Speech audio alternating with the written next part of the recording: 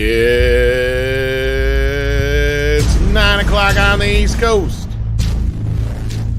6 o'clock on the West.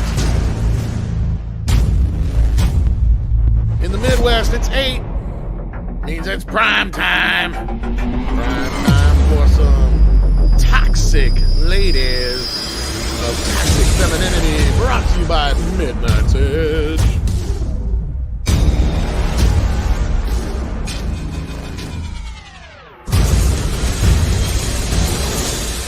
Time to get your toxic on. That's right. Welcome once again to the one, the only, the original Midnight's Edge. Toxic femininity. We're here to bring you all the latest news from that toxic feminine perspective, right? Oh, absolutely. That's what we're here for. And you guys have been so naughty. I've read the article. We'll get into it, but you guys in the chat. Mandy's going to personally spank each and every one of you. So many horn dogs around. Right? Okay, slow down, guys. Jesus, slow down. Start single file. Take a number. Take a number. That's right. With us, as always, is the lovely Mandy. How you doing? Like what? Hey, y'all. I missed y'all so much last week. So I went to go get my little one her music instrument for band, and I'll be damned if she didn't pick out the drums. So now, not only did I have to miss being with you guys, I've had an ongoing headache now for about a week. So, Ouch. But I'm so glad to be here with you guys. We missed you, Mandy. I missed y'all. You had to so make me a liar right away. I said always with us, and then you're like, I wasn't here last week, y'all. But we tried to imitate you as much as possible. Did you do the what? Did y'all give a Mandy Sutra? No, I thought about it, though. But we talked about pancakes. Like, y'all want some pancakes? Okay, well, that works. Yeah, and people made us say flick the bean. Yeah. Oh, good. I put that in the Mandy Sutra. Like, it is really nice if you make pancakes afterwards, like for everybody. True. That is true. It's generous, you know. It is very generous. And Willie sent me a message earlier. He's unable to join us tonight. But he does send his love, of course, and he hopes you all get to flick your beans or something like that. Aw, that's sweet. Also with us tonight, as always, is the lovely Nina Infinity. How you doing? Hey, I'm doing good, Tom. How are you? Doing peachy keen as a flicked bean. Oh my. Okay, great. Me too, but not that peachy keen. Okay, great. They didn't forget my bacon this time. Okay, that's good. That's good. Oh, there you go. We're so glad to have you here, Nina. Hope you're doing well. Thank you. Also with us, of course, is a lady I could not produce this show without. She knows everything about everything. And if I don't know it, then she knows it. And that's a lot of stuff because I don't know shit. Miss Lorena Creole. Hello, everybody. I am so glad to be here with you guys in the chat. All of you unapologetic toxic males in the chat checking out this show. As a matter of fact, I was thinking of you toxic males actually when I figured out that I might actually wear this for Halloween. Yay! Halloween's the time of year that we can all be really, really slutty and nobody can say anything about it. Oh, you know what, you guys, we almost have to do an episode about that if we don't have like some really major news in like near the end of October, because that's something I feel like women have never really been able to comment on, is this whole idea of, oh, you know, Halloween is just so women can dress as sluts, and like all this shaming about it and stuff in the last few years. And it's like, you know, that was one of the few times of the year that was just fun, that everybody could just, you know, let their hair down, have some fun, and you didn't have to worry about that kind of shit. So I'm just curious how much that's affected you guys in the last few years. I get a lot more stares, but I'm gonna keep being a big trick or treat girl. Me too. I will, if it's what I want to wear, if that means I have to get creative with lingerie that it comes with nice cleavage, I'll do it. I don't freaking care because I just want to have fun. Can I just say it regarding that costume though, Lorena? I don't know if you saw my comment or not, but I said on that thing when I saw it, I was like, you know, though gone are the days when actresses used to dress very scandalously and represent their characters and not complain about it. Yes. I'm sorry. When I saw this outfit in The Mummy, I was like, oh, heck yeah, I need that. I need that in my life. That outfit was on point. I love the little Puss in Boots there, please. Somebody told you for what? It was like $1 million or million subscriber thing. Yeah. Because when I hit 3K, I'm supposed to do the Samba stream with the Samba outfit and all. And then you did the cheerleader thing. Yeah, I did the cheerleader one for 2K. But this goes back to remember when women's costumes were fun in the movies. They were fun. They were sexy. They were just, amazing and so much jelly. They actually looked like the character they were, trying to portray, and they didn't complain about you guys are setting something up here. Does it? Catching on. Oh yeah, they are. My male brain runs a little slower. So. Speaking of that, it's funny. Here's to stroke your ego a little bit, Lorena. When I was like the other day when I brought you on the show, I'm like, here's the smartest person I know. It's 6 in the chat. Like as soon as he said the smartest person I knew it was Lorena. She said. Oh, bless you. You should see me in the morning when I'm like, crap, what's my name? I need coffee first. My brain don't work till coffee's in it. The black nectar of life is what I call it. Oh, so delicious. So good. The nectar of life. We got some super chats, like this one from Stephen Otten, who says, Hail, Mandy, Nina, Lorena, Tom, Wrenches, and chat. Playing hooky from the Suicide Squad. Watch along to be here. Well, thank you, Stephen. Thank you. Janacek's also here and says, have a great show, ladies, and evening time. Hey, thank you so much for that. Hey, Steffi. Good seeing you, my dear. And then the rest of them will probably have to go back to the beginning, but let's hit those classic super chats and get things started. What do you say? Let's go for it. Go for it. All right, whenever you ladies want to start. Let's see. First, of course, we have Larry with that amazing thumbs up. Thank you so much. Thank you so much for that, Larry. And we had Crazy Eye Jedi send us this big happy face emoji for 99 cents. Thank you so much for that super sticker. Thank you so much. And then we got a Valiant Renegade for $9.99. Dude, I'm so glad that everything is okay. Oh, and you're safe. Yeah. That you're safe. So just saying that first. And thank you so much for the super chat, Lovebug. Nice to have cell phones working again, but not a damn thing else. Starting to get water again. Portable generator doing what it can. So entertain me, ladies. Love y'all much. And hey, Tom. Oh, I hope everything comes back to normal soon. I feel you, bro. I was there with you last year. The whole hurricane, what was it? Delta, Gamma, one of those. One of them. I went through Ike and then I got the hell out of Texas. Yeah, one hurricane and I packed up my shit and I'm like, no, this ain't for me. No, it's not fun. I've lived through a couple hurricanes here. They're not fun. And it's just the beginning right now, so we'll see what happens. We got to the end of October. Yeah, so woo! Hang on to your butts. Oh my gosh. Oh Lord! All right, kids. Next, what do we got? Row 10. I think it's Lorena. Unless you're reading some too, Tom. Which case? I read the first two. I think that's enough. So we have Rogue 10 for $5. Thank you so very much, my dear. Greetings from Northern California, where the air is filled with hubris and despair. Smoke from our many wildfires. 'Tis the season. I thought that was a bug from all the bullshit in Hollywood. I didn't know that's from. Yeah, you never can tell nowadays. Yeah. It's fire season, merged. So it's merged. I remember. Stephanie wants us to make sure we tell Cameron hi for her. We'll do our best to remember. Definitely, my dear. Nina, you have Hyperguyver too? Yeah, Hyperguyver too. Thank you so much for the $5. Says, I want to thank you, lovely ladies, for keeping us enlightened, entertained, and encouraged, I think he meant to say. Hi, Tom. Aww. How you doing? Oh my. Thank you, Love Bug. That's so sweet. We got Eric Winberg for $2. Thank you so much, hon. Those shirts are hot because you are wearing them. Oh, well, thank you. Wow. Thank you so much. Keep the compliments coming. Yay. Right? Yeah, if you guys never like tire them, those. maybe we'll have to do something like that in the t-shirt store. Yeah. Definitely. Absolutely.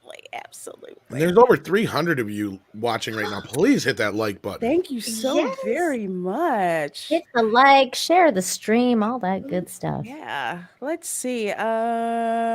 Looks like we had a repeat with row 10. So I'll go to the next one. Naked Fame for $5. Long-time viewer, first-time super chat. Yay! You are such a good liar. Hail everyone, Mandy, Lorena, Nina. Oh, hi, Tom. I made them say they be flicking them beans like Mandy gets. Yay! And of course, Lorena gets it. Yeah, I'm so happy Lorena got that one. Yay! Tonight's going to be a good night because that happened. Yep. He's the type of guy who says it's his birthday every time he goes to the restaurant. But you know what? I applaud that. I do that. I used to do that. People got embarrassed and wouldn't go back to restaurants. I used to do that all the time with Starbucks because they gave you like a free birthday drink, and I'd be like, "Hey, yeah, it's my birthday." Yeah. Like, I wish I liked anything that came out of Starbucks. I know, right? Well, they're all so sweet now. Larry, name so good you gotta say it twice. Absolutely. Thank you so much for $2. Says Mandy. Practice pads, rubber pads, and on the drum heads. Okay. I think he's saying that there's ways that I can make it quieter around here with the practice pads and rubber pads. Yeah. Those are coming. But that ain't no fun. Some drumming advice. Try to be loud. Yeah. I don't want to. And that's why she picked that, because he's going to punish me. You're like, you better know the drum solo to In-A-Gadda-Da-Vida by next month, is what you tell her. Do you what think the fuck is that? I don't even know what that is. I would have to learn that. In-A-Gadda-Da-Vida? It's a classic rock track. It's a 20-minute long song with like a huge drum solo. Just watch Whiplash with her and be like, if you want to go anywhere, this is what you got to do. She'll be like, I'm quitting this shit, Mom. I want a new instrument, Mom. Yeah, bye. Oh, it's gonna be so bad. Just break her spirit right away. That's what you gotta do. That's what you gotta do with the chitlins. You gotta break their spirits really early on. Da-Vida, baby. Don't you know that I love you? So you guys know the song? Yeah. I didn't know that was what it was called, though. Honey. Don't you know that I love is true? Yeah. I love that song. Oh, won't you come with me? Fun. I learned that song from The Simpsons. Not Silence of the Lambs, but what the hell movie is it in? I don't know, but scary movie, and it's also in Freddy's Dead. But yeah, it was in The Simpsons. I love it. It was in The Simpsons. This is either rock and or roll. Yeah, that's how I learned it. Well, Mandy, you Dark King. Okay, Dark King for $2 Australian. Thank you so much, Love Bug. Recent Tomism, manufacturing. Okay. I like that. Manufacturing. I like that.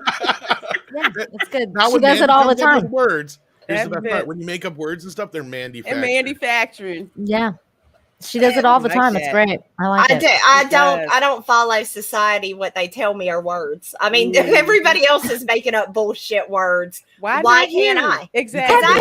Oh my God. Okay. Speaking of which, and I don't mean to derail us, but have you guys seen what's going on Twitter with like all these weird posts about how like lesbians are not like they don't like women or something, and about how what like cisgender. I have not seen that. No, it's the weirdest thing. I'm like, what is this? Like, what is this trend that's going around? I'm like, bots. This is where the stupidity comes around on itself to eat itself. It's true, Tom. That's exactly what is happening. Just watch it. Sit back with your popcorn. Sooner or later, you're not going to be gay enough. You're not going to be black enough. You're not going to be Asian enough. You know, all this. You're never going to be enough. Nothing is enough. That's already happening. Yeah. We're literally right in the middle of that happening. So just be you. Yep. How dare you? Don't be her. Don't go Greta. You can't go full Greta. Don't go Greta. Never go full Greta. Never go full Greta. Oh, we have Lug Nut 6 for $10. Thank you so very much for that. So sweet.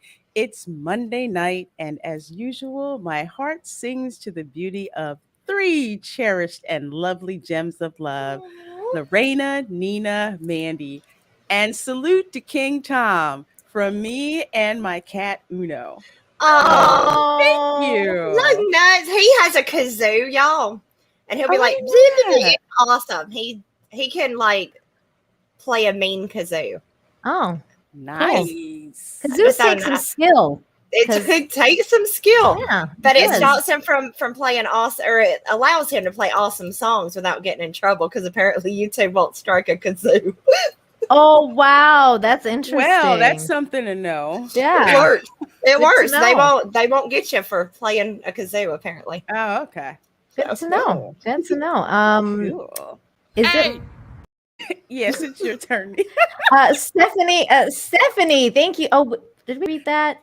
Yeah. Stephanie said $4.99. Have a great show, ladies. Evening, Tom. I read that. How you doing? Yeah, we did that one. Hey, girl. And then I think we got Stephen Otten too. Yeah, just take the next one. More. Get the next one down there. Aiken, thank you so much for the $2.99. Says Anksunanum.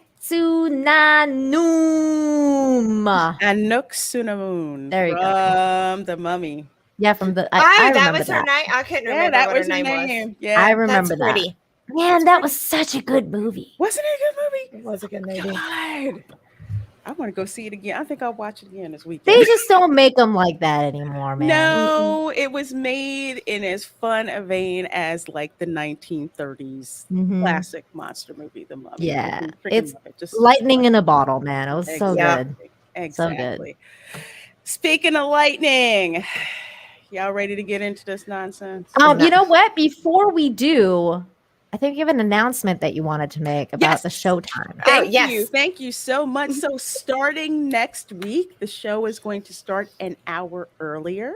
So we will be starting Toxic Femininity at 8 p.m. Eastern, 7 p.m. Central, starting next week. So you get us earlier. Yay! Yes.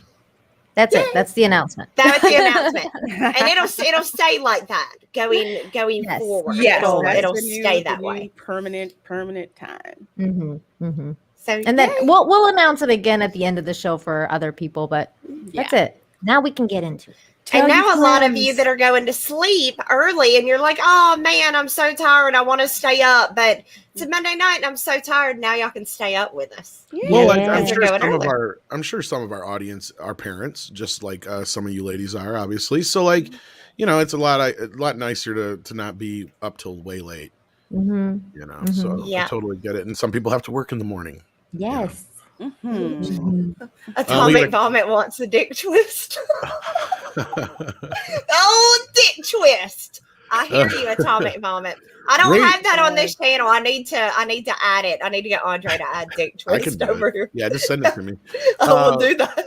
Or send it to Lorena or whatever. Radio Man 1017 says, "Evening, ladies. Sorry to see that the Rocketeer is next on the Destroy Every IP bingo card. Oh, dang. Gonna chill and listen to you all talk about the truth. Love you." Yeah, actually, that was announced a while back, wasn't it? Where they had the little girl Rocketeer thing, like. I did not hear about that. Yeah, that sounds like from a while back. Like Riri Williams again, all over. Oh Lord! Oh my God! Don't get me started on that. The Naked Femme says Lorena in The Mummy, a Naksu Nam Mama Nam Nam. No. Thank you. Wow. No Nam Nam. I like that. I like that. Cool. The new number 2 says, "Whose idea was it to put these 3 lovely ladies together? Good job. You're welcome." There you go. That's Tom's idea. That's Tom. Men have good ideas I've had once in a while. penchant for putting women together at the same time and just That's his superpower. It is kind of he dreams about that all the time. I don't have to dream. I've already been there. I've lived the dream. I'm an old fogey now. Lucy says Twitter's eating itself, huh? My controversial opinions to welcome people as they are to just not destroy people who are different than you. Love y'all. Okay. Let me re-say that so I don't butcher it. My controversial opinion is to welcome people as they are and to not destroy people who are different than you. Love y'all. See, it was just great me. take. Great take, Lucy. Absolutely. Yes. Very it was good. Just me who does not know how to read wells. That's true. Hey, how you doing, Demajani? And I see we got some others in the chat as well. We got hanging out with us. We got Lindsay. We got Nicholas Horton. We got Joker Voice. We got Sean the Movie Man, Peg Raceler, and Atomic Vomit. I like that name. 16-bit mascot, Dark King's here. Billy White's here. We got so many more here, but you know what? You ladies have some interesting stuff to talk about, so I'm not. Oh, do we ever waste any more of your time? Lord, yes, we do. Slip into the back.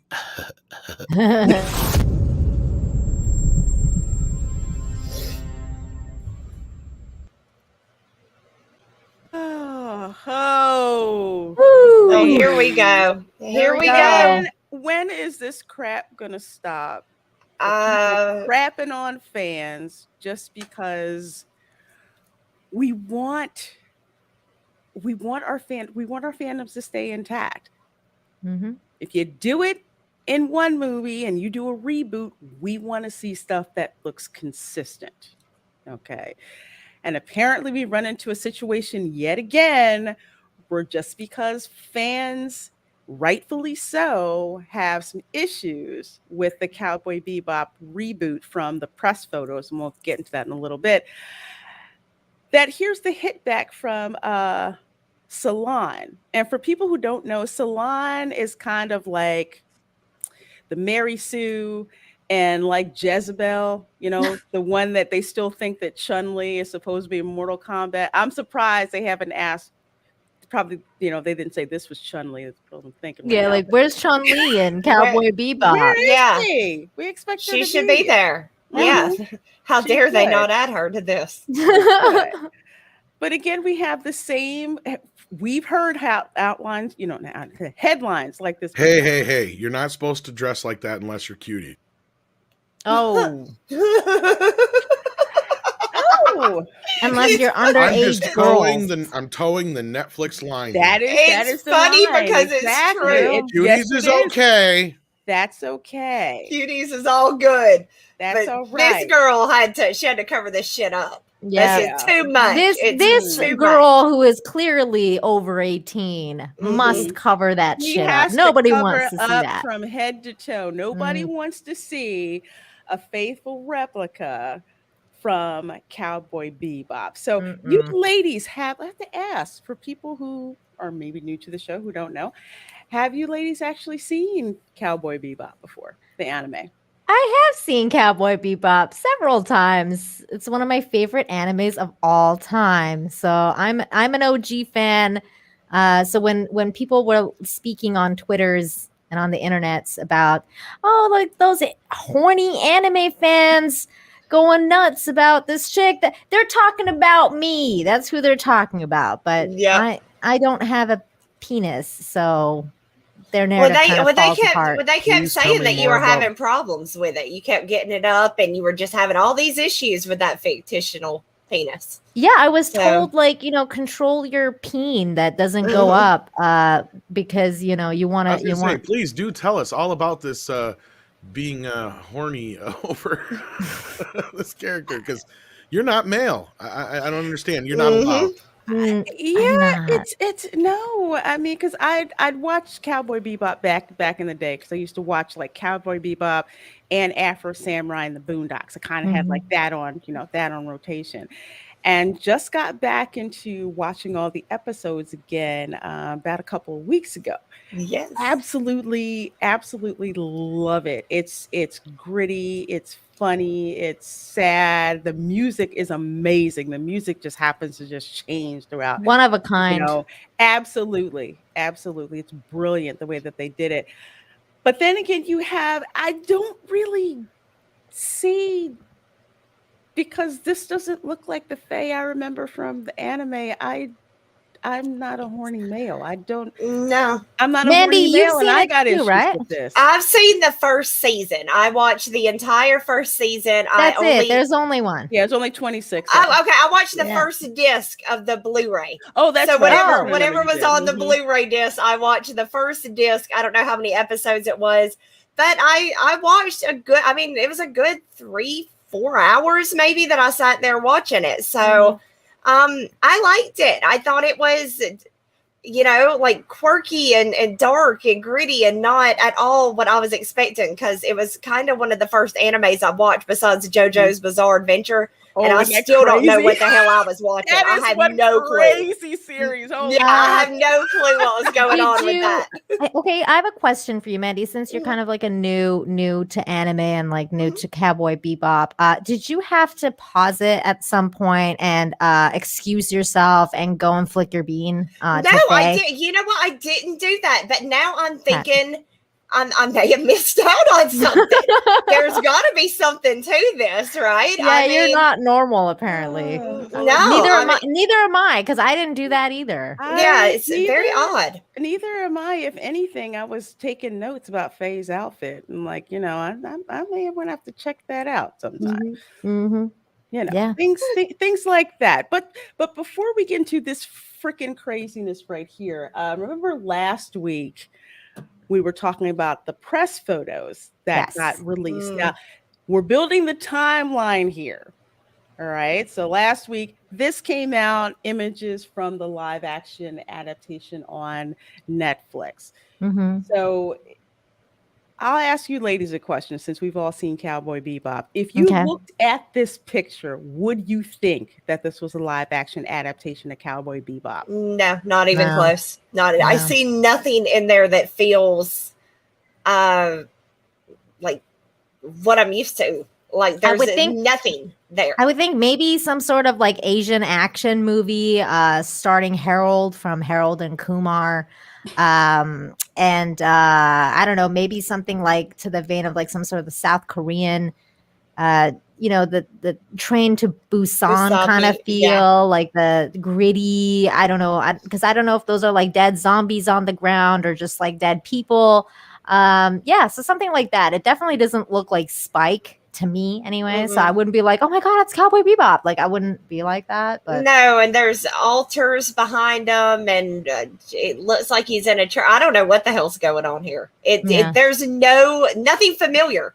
Nothing about this when I look at it is like, oh, that's Cowboy Bebop. There's not one thing there. Yeah, I look at this and I'm like, I can't. It looks like a cross between a Quentin Tarantino movie and something from Anne Rice. Like Interview with the Vampire or something. That's good. With the church. It's like Van Helsing or some shit. Exactly. You could convince me this may be like a scene from The Walking Dead. I would look at that and be like, oh, okay, that. All right, a zombie church. Yeah, I can see it.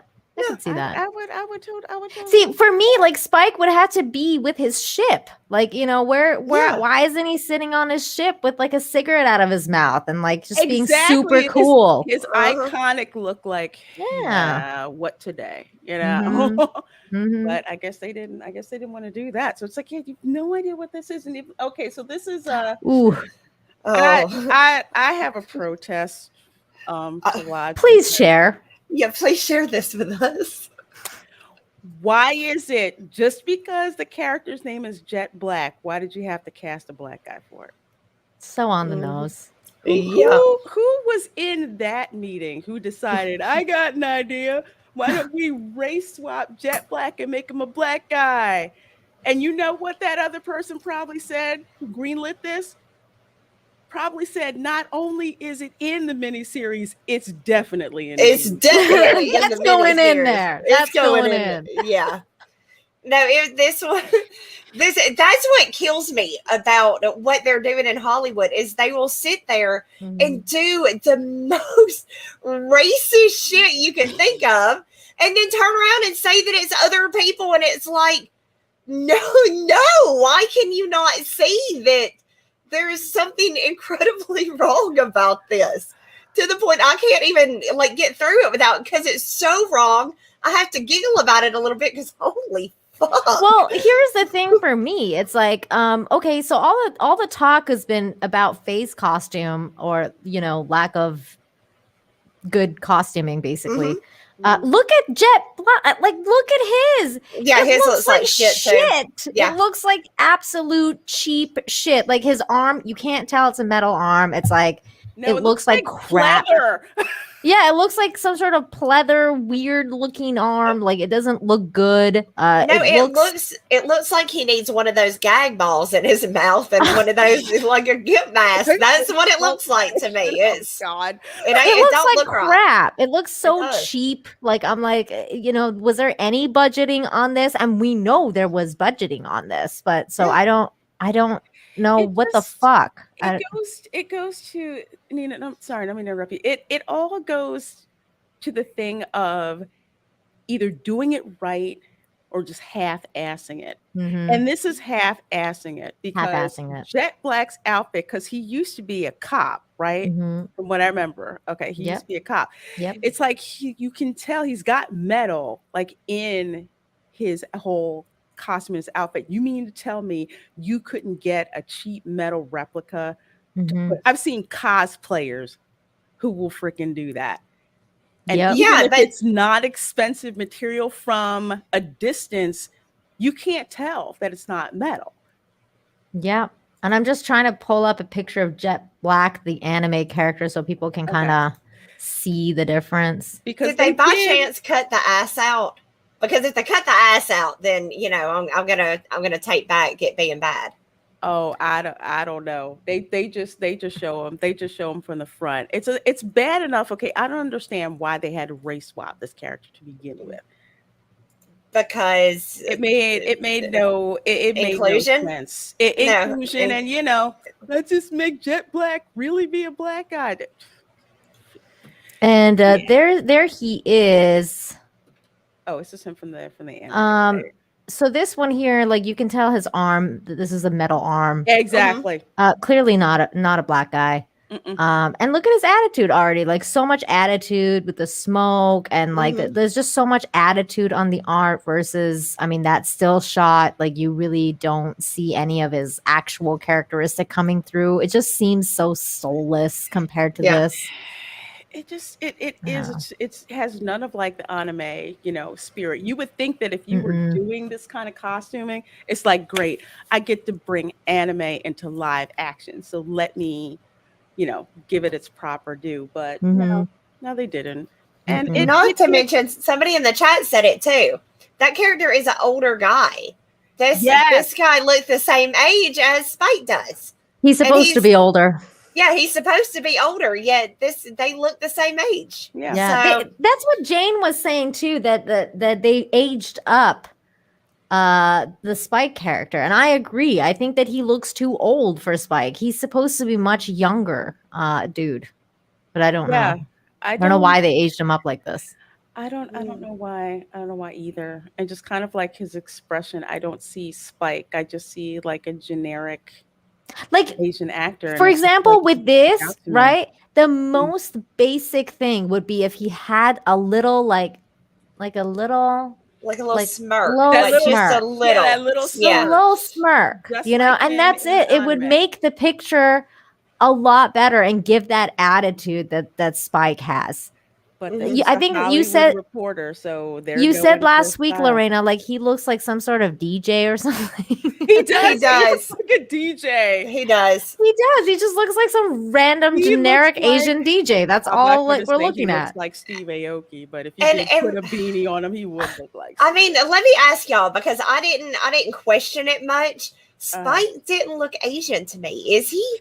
Was he in the thing? I mean, his last name's like Spiegel or something, right? He didn't. He looked. He definitely was not. He didn't look Asian. At least not to me. He did. I didn't get that from him. The thing, Mandy, with anime is that most of the time when you're watching anime, it's safe to assume that most of the characters are Japanese. Now, in terms of like, Spike, for example, his last name is Spiegel, so it's kind of like a Germanic background. So he's not technically Asian. Right. No, with Faye, for example, Faye Valentine, you find out later on that her origins are actually from Singapore.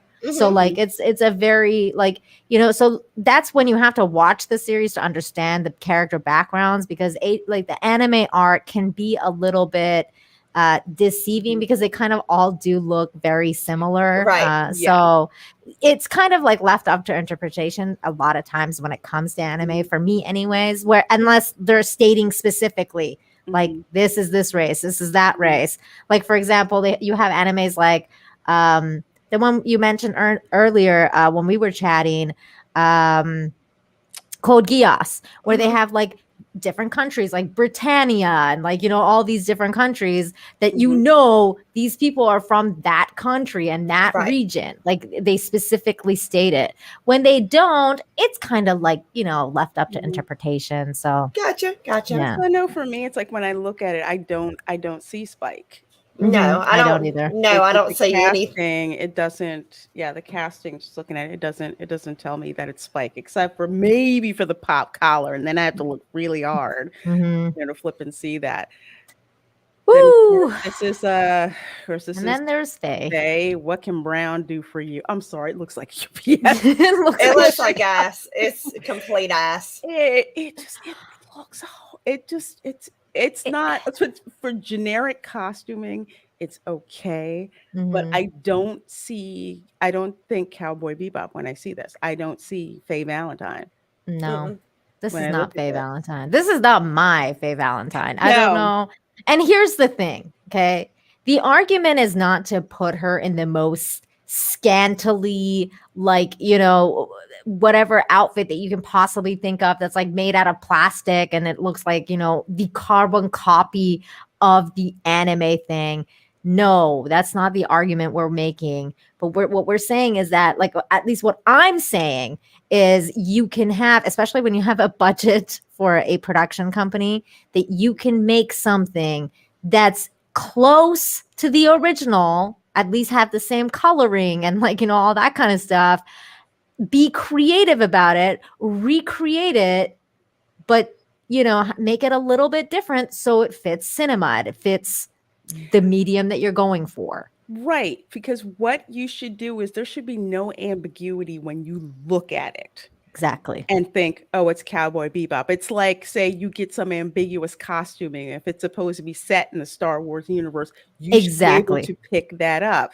And if they can't get the most minute, they can't even get that right, a detail like that right. It's like it doesn't really. And that was kind of a series. That was kind of like a thing with like Birds of Prey, right? Like a lot of people had a problem with the way Harley Quinn was dressed in that movie because they were like, okay, there's nothing iconic about it. You're not doing what like the character was meant to wear or whatever. We've never seen this kind of thing. Basically, your costume department fucking failed. And that's what's going on here. They keep confusing the situation, or they just don't give a shit, which is what I think it is. But they aren't taking care. This isn't like when they did Twilight or 50 Shades of Grey or one of those where it's coming from a novel, coming from your imagination, right? We've seen these characters. We know what these characters are supposed to look like. For some of us, not me particularly, but for like Nina, she's been looking at Faye Valentine since the show was created. She knows what this character looks like. Right. You cannot just all of a sudden take a character that there are already visuals out on them and all of a sudden be like, yeah, we're going to change it. Fuck y'all. But that's what they keep doing because Hollywood fucking hates us. They despise us. They do not give a shit. They only want our money and they want us to shut the fuck up about it. That is all they care about. And we'll get into it in a few minutes. There's more to that in the next article. Speaking of the timeline, okay, so this article came out first. Then, of course, fans like we are, we're looking at the stills, we're critiquing it. We're just like, this doesn't look right. I'm not so sure about that, blah, blah, blah. What fans usually do when first images come out of, you know, of a property that fans are very, very passionate about. Okay, so next day or so, this article comes out from Salon. Of course, Cowboy Bebop is already inciting horny male outrage, and it hasn't even premiered yet. The men of genre fandoms don't want their scantily clad female characters messed with, So what else is new? I when I read that headline, like my eyes like rolled so hard to the back of my head. I was like, I have a migraine now. It's so, I mean, it's so tired. It's so they keep tired. Doing it. This is the same thing they have said when we complained about what they were doing to our comic book characters. This is the exact same thing. Anytime we question what they are doing to a female character, it goes back to, oh, the male gaze. Y'all just can't rub one out to her. I mean, and it just goes back to that all the time. Every time. Even just like with Space Jam 2. With the redesign that was done over Lola Bunny. And it was like Lola Bunny looked like a boy. Lola Bunny does not look like a female. I mean, even Bugs and Drag look more feminine than Lola did in Space Jam 2. And people were like, oh, do you have some kind of furry fetish? You just want to see boobs? You want to like get off to like some rabbit with huge boobs? We're like, that is not the point. But that's what they do to gaslight the fans, to make it seem like it's your fault that you can't see this and you should be appropriately shamed. But here on Toxic Femininity, we do not let our toxic males get shamed this way. No. We call this crap out. And we know you're watching. So we know you're watching. And this is bullshit. This is absolutely bullshit, because I can tell you right now, this costume is shit. And I had absolutely zero plans of flicking my bean to this. I might now just, it may be a spite flick. But that's here nor there. But this is stupid. It's the stupidest thing I've ever heard. You don't like the fact that we, ugged up your character. You can't rub one out. No. There's Pornhub. They don't have to. Ain't nobody going to this to rub one out. There's other options. There's other avenues. What's Pornhub you speak of? No, we said Cornhub. Cornhub. Orville Redenbacher videos for farmers only. I can see. Wait, what was the old people one? Oh, what? Oh, wait, with their one for seniors? Was it seniors? Yeah, seniors. What was it? Sizzling Seniors. That's Sizzling Seniors. I like that. Yeah, I bet there's a lot of people from the villages on that one. I like that. So let's get into this, because we're going to have to EFAP this article, because trust me, it needs to be done. We go through all this, you folks are going to be armed with enough ammunition to shoot this crap out. Who was this written by? This was written by we have to figure it. Kylie Chung. Kylie Chung needs to be shamed. Kylie Chung, kind of like how we did with Princess Weeks over on the Mary Sue. So we're gonna put you on blast, Kylie. Exactly. So surprise, surprise, surprise! You have this take, you bitch. Men of the World Wide Web have mobilized yet again. Why do I got this hyperlink? Why is it just men? What happened? I'm looking at what they're linking to, and it's to an article about Velma. I guess they didn't like Mindy Kaling getting cast as Velma. Some people had it. God. Yeah, whatever. I guess there's a problem with everything. But do you notice sentence 2 in this? Men of the World Wide Web. Women are bitching too. Women are bitching too, but let's not bring that up, because we break their stereotype. We break that little bullshit they're trying to sell. Because they want to, they want to shame the men, because the men are the bulk of the fandom. So they figure we'll just I'm dead. I'm dead at that comment. Everybody Kylie Chung tonight. Everybody Kylie Chung. Sorry. That one got me too. Lord. Here we go. So not over the rapidly worsening climate catastrophe, stagnant wages, the broken healthcare system, or endemic rape culture. Oh, whoa! What? Hitting all the trees all the branches on the woke. She is. She's like, she's checking them off. Look at you, Kylie. Damn. endemic rape culture. Like, holy shit. Yes, but rather over a real issue. The outfit of a female bounty hunter in the live action adaptation of the beloved anime series Cowboy Bebop. Netflix released first look images Monday, and the reaction was quite revealing about Actually, there was nothing revealing about it. And there was nothing revealing about it, and that's what was the problem. We were like, dude, where's some skin? Yeah. With that, and it literally looks like she like went to the thrift shop and popped some tags. Why don't you just put a burqa on her and get it over with? Get it over with, yeah. I think somebody did that as a meme. They put a burqa on her. I should have bookmarked that. But yeah, they did. They put a burqa on, on her. Might as well. I mean, than the outfit that they slapped on her. But you can see where they're starting with it. So it's not the legit criticisms that fans, and yes, male fans, had about the way it looked like the series was being set up. But no, it's all about how you toxic men reacted to her outfit. So, this I don't know, God, this male outrage follows a long ongoing history of pitchfork wielding men. Oh, you bastards. Gathering in their town square of choice, be that Twitter or Reddit, and declaring war on any on-screen depiction of a female character that doesn't sexually gratify them. Can I just I just want to go back to the previous paragraph for a second, because there's another really glaring problem in that, where she's listing off all the worsening. This isn't about rapidly worsening climate catastrophe, stagnant wages, broken healthcare system, and endemic rape culture. These are really, really, really, very valid things that people are worried about. I understand that, okay?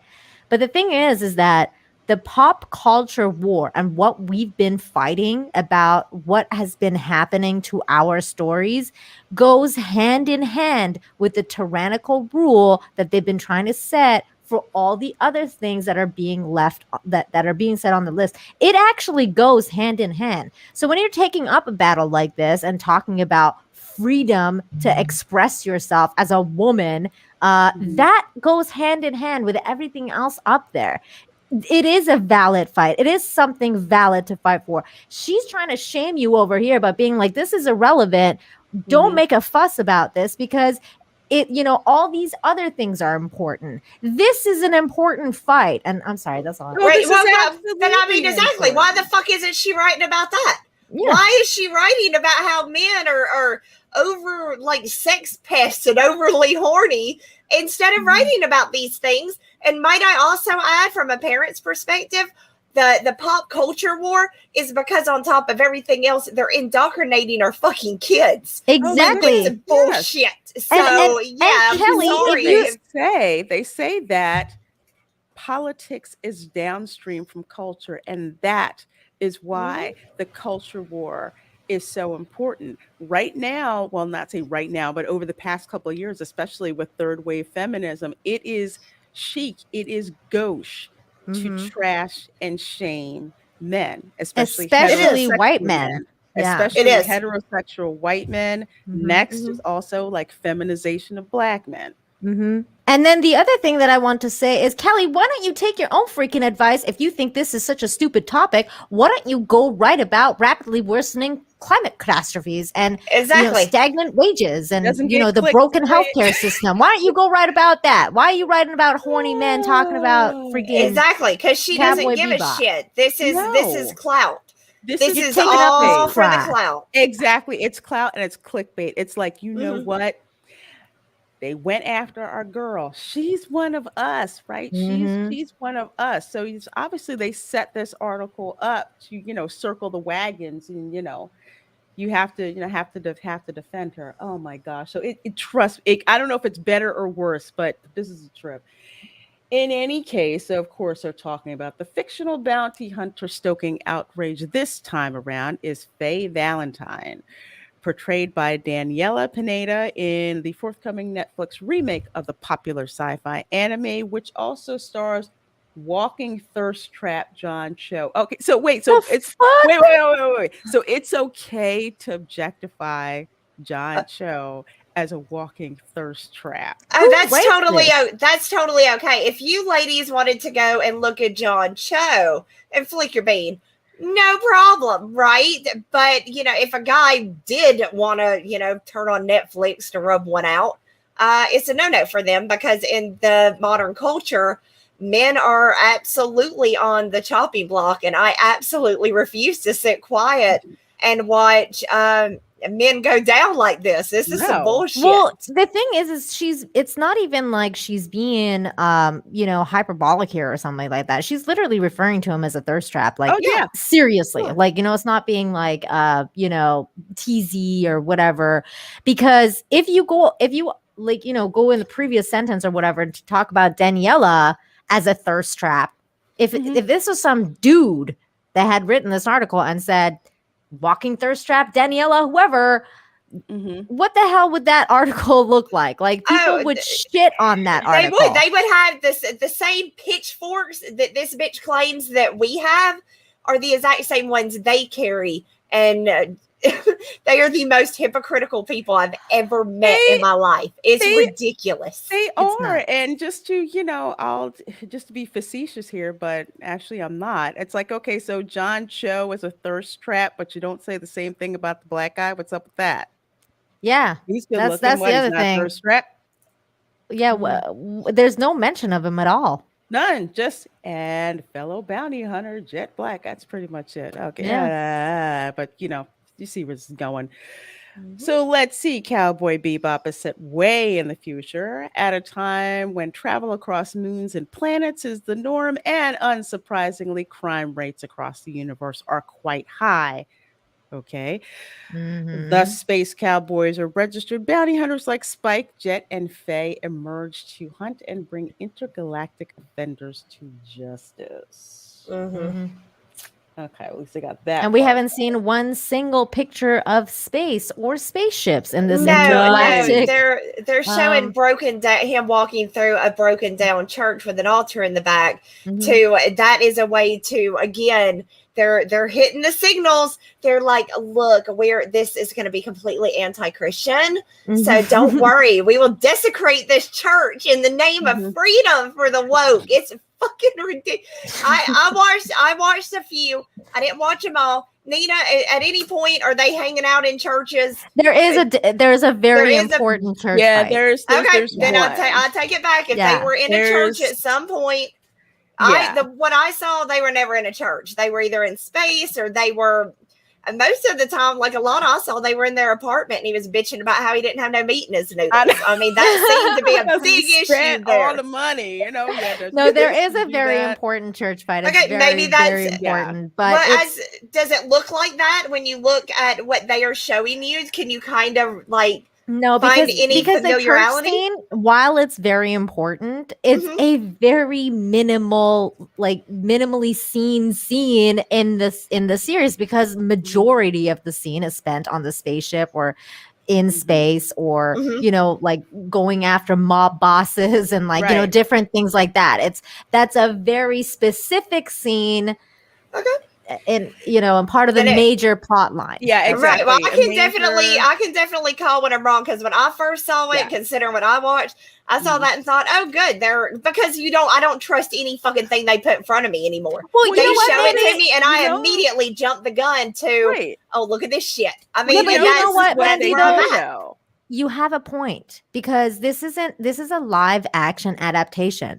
Therefore, whatever they put out, right, it's not necessarily going to be seen by people who are fans of the anime. This is why they make live actions, because they want to bring that medium to other people who've never watched the anime before. That is actually their purpose. So when they put out an image like that, that's why I'm saying, like, the images should be of them in space, of them together, of them doing missions. That's why I say, because that's what would grab attention. Whereas in this is you're talking about a very specific theme. So what you're doing is you're gearing it towards the fans who know what that scene is. You're not gearing it towards normies who are just getting into this, you're gearing it towards me, someone who's seen Cowboy Bebop since the beginning, who's got the freaking merch, who's got Faye on her wall. That's who you're gearing it to. But Mandy, you have a point. They should be gearing it towards you because that's what the live action is supposed to do. Yeah, there's nothing towards this that makes me want to watch it. There's not one thing. I've got 3 more discs worth of the original to sit through. I'll watch that. I'm not going to watch this shit. When you see it and you see that scene, it's like it's part of, like Nina was saying, it's part of a bigger plot line. I mean, I see it and it's kind of like, is that supposed to be?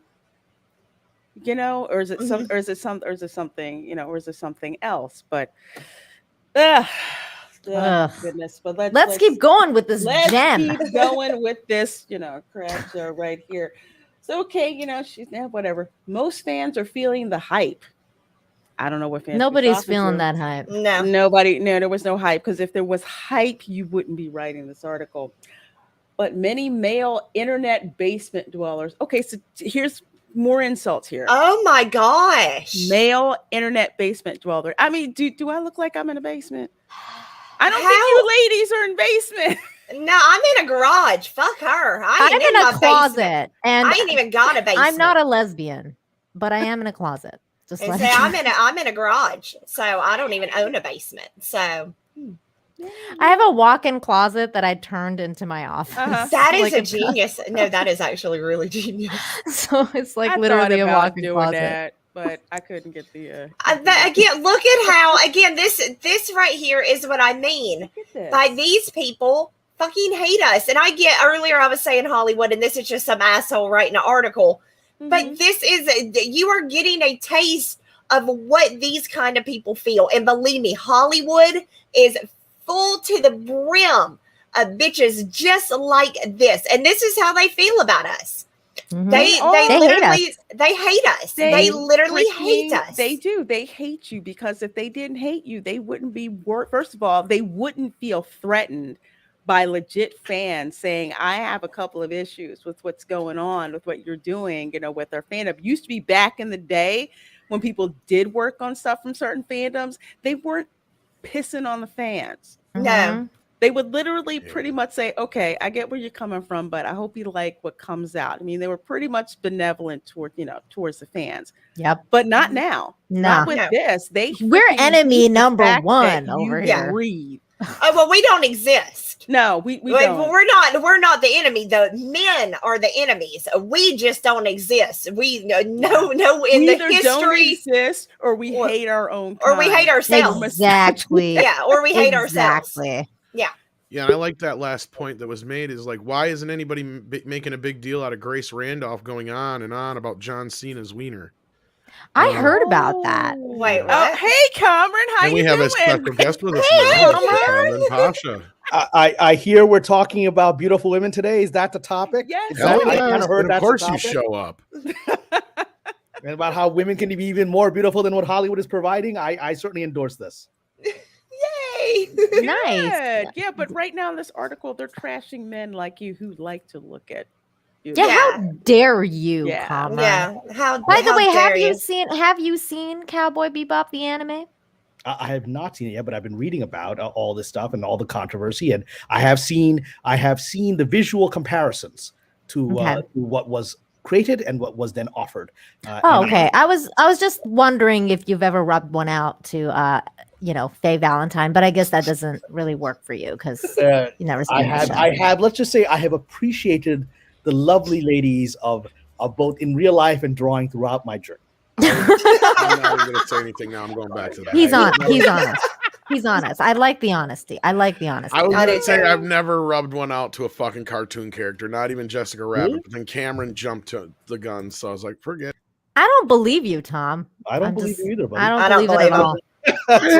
Why? You're a liar. It's a fucking cartoon. I don't know. Are you a guy?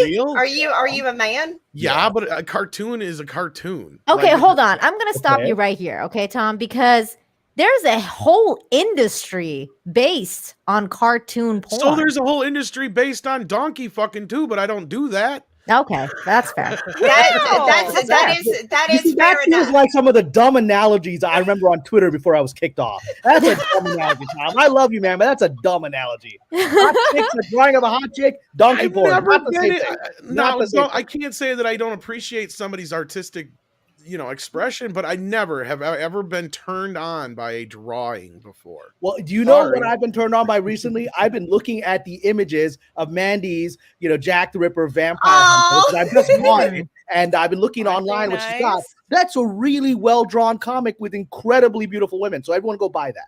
Hey, I'm gonna admit it. I'll admit it. My very first crush was an anime character. I loved him to death, and my cousin used to write me letters as him. Oh, and she would mail it to me, and it was the happiest day of my life to go and see the letter, and it's to Nina from the cartoon character, and I was like, oh my god, and I was just that's lovely. But let's think about this for a second. Wonder Woman, nobody rubbed one out to Wonder Woman in the 40 years between the comics and Linda Carter. I'm not saying anybody didn't. I'm just saying I personally didn't. Neither did I to Cool World and Heavy Metal, even though I saw them at young, informative ages. But, how did you not with Cool because World? I discovered real women. Right? But Hollywood turns real at the end, and it's Kim Basinger, and she's wearing that little white jumper. She was looking pretty damn flop. Mandy, I was sexually confused watching that. I was too. I like where this conversation is going. I can't think of a single time where a cartoon has actually turned. See, we like lesbians and lesbian adjacent on this channel. Apparently, I'm hearing that people on Twitter don't like it anymore. I was listening to this. I was like, but we appreciate it. We do. We do. We do. I always appreciate lesbian scenes. Yeah.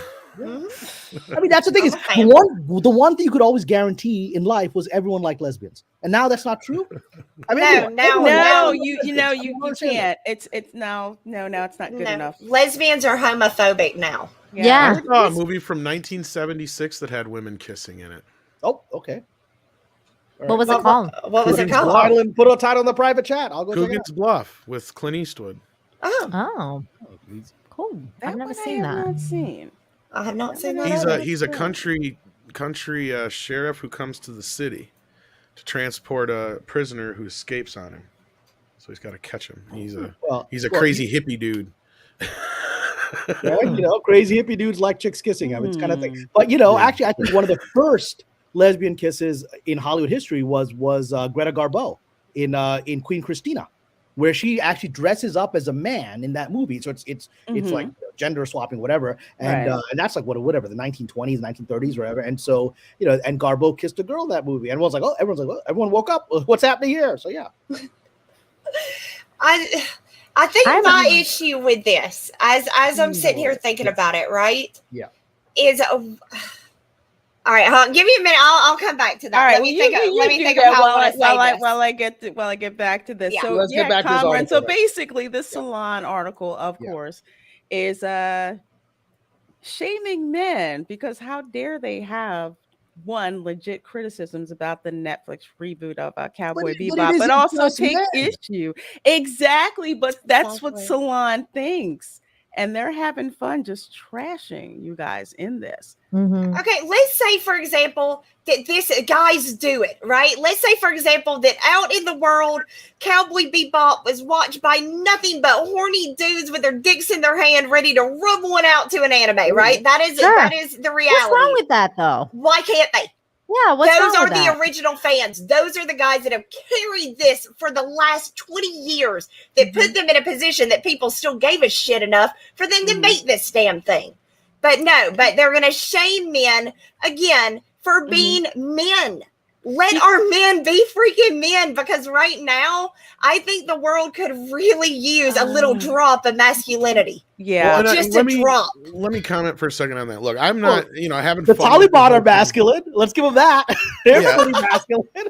Yeah, like the whole thing is, I don't care if anybody is turned on by a cartoon. In fact, honestly, why are they so worried about it? Wouldn't you rather have somebody be turned on by a cartoon than an actual person that they could stalk or hurt? Yes. Why are we kink shaming these people that are into cartoon Why are whatever. Why are we in other people's bedrooms and in their private lives with what they do sexually? Why is that the big thing? To now everybody has to announce I'm a lesbian or I'm this or I'm that. It doesn't fucking matter who it you love. It used to be that we would say, like, you know, as long as it's not like anything about underage or hurting other people or whatever, you know, whatever floats your boat. Like, you know, you do you. Hollywood, we do that behind the scenes. We do that privately. That's not for public consumption, right? So, I mean, and I don't understand why that is their focus. I think that's the point that needs to be right there.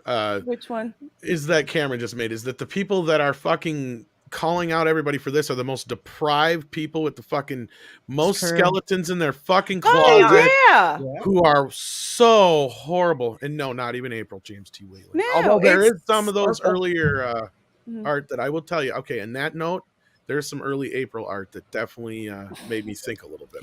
All right, there you go. Wait, who's April? April O'Neil. Arple. Teenage Mutant Ninja Turtles. Nina only knows it by Arple now. You have to say Arple for Nina to understand. I will say there was a tinge of something for the Little Mermaid, but that's it. That's all I'm admitting. Ariel was hot. That's understandable. Tom's saying there was movement. Do you want to hear the bad truth about Ariel? What? She was designed after Alyssa Milano.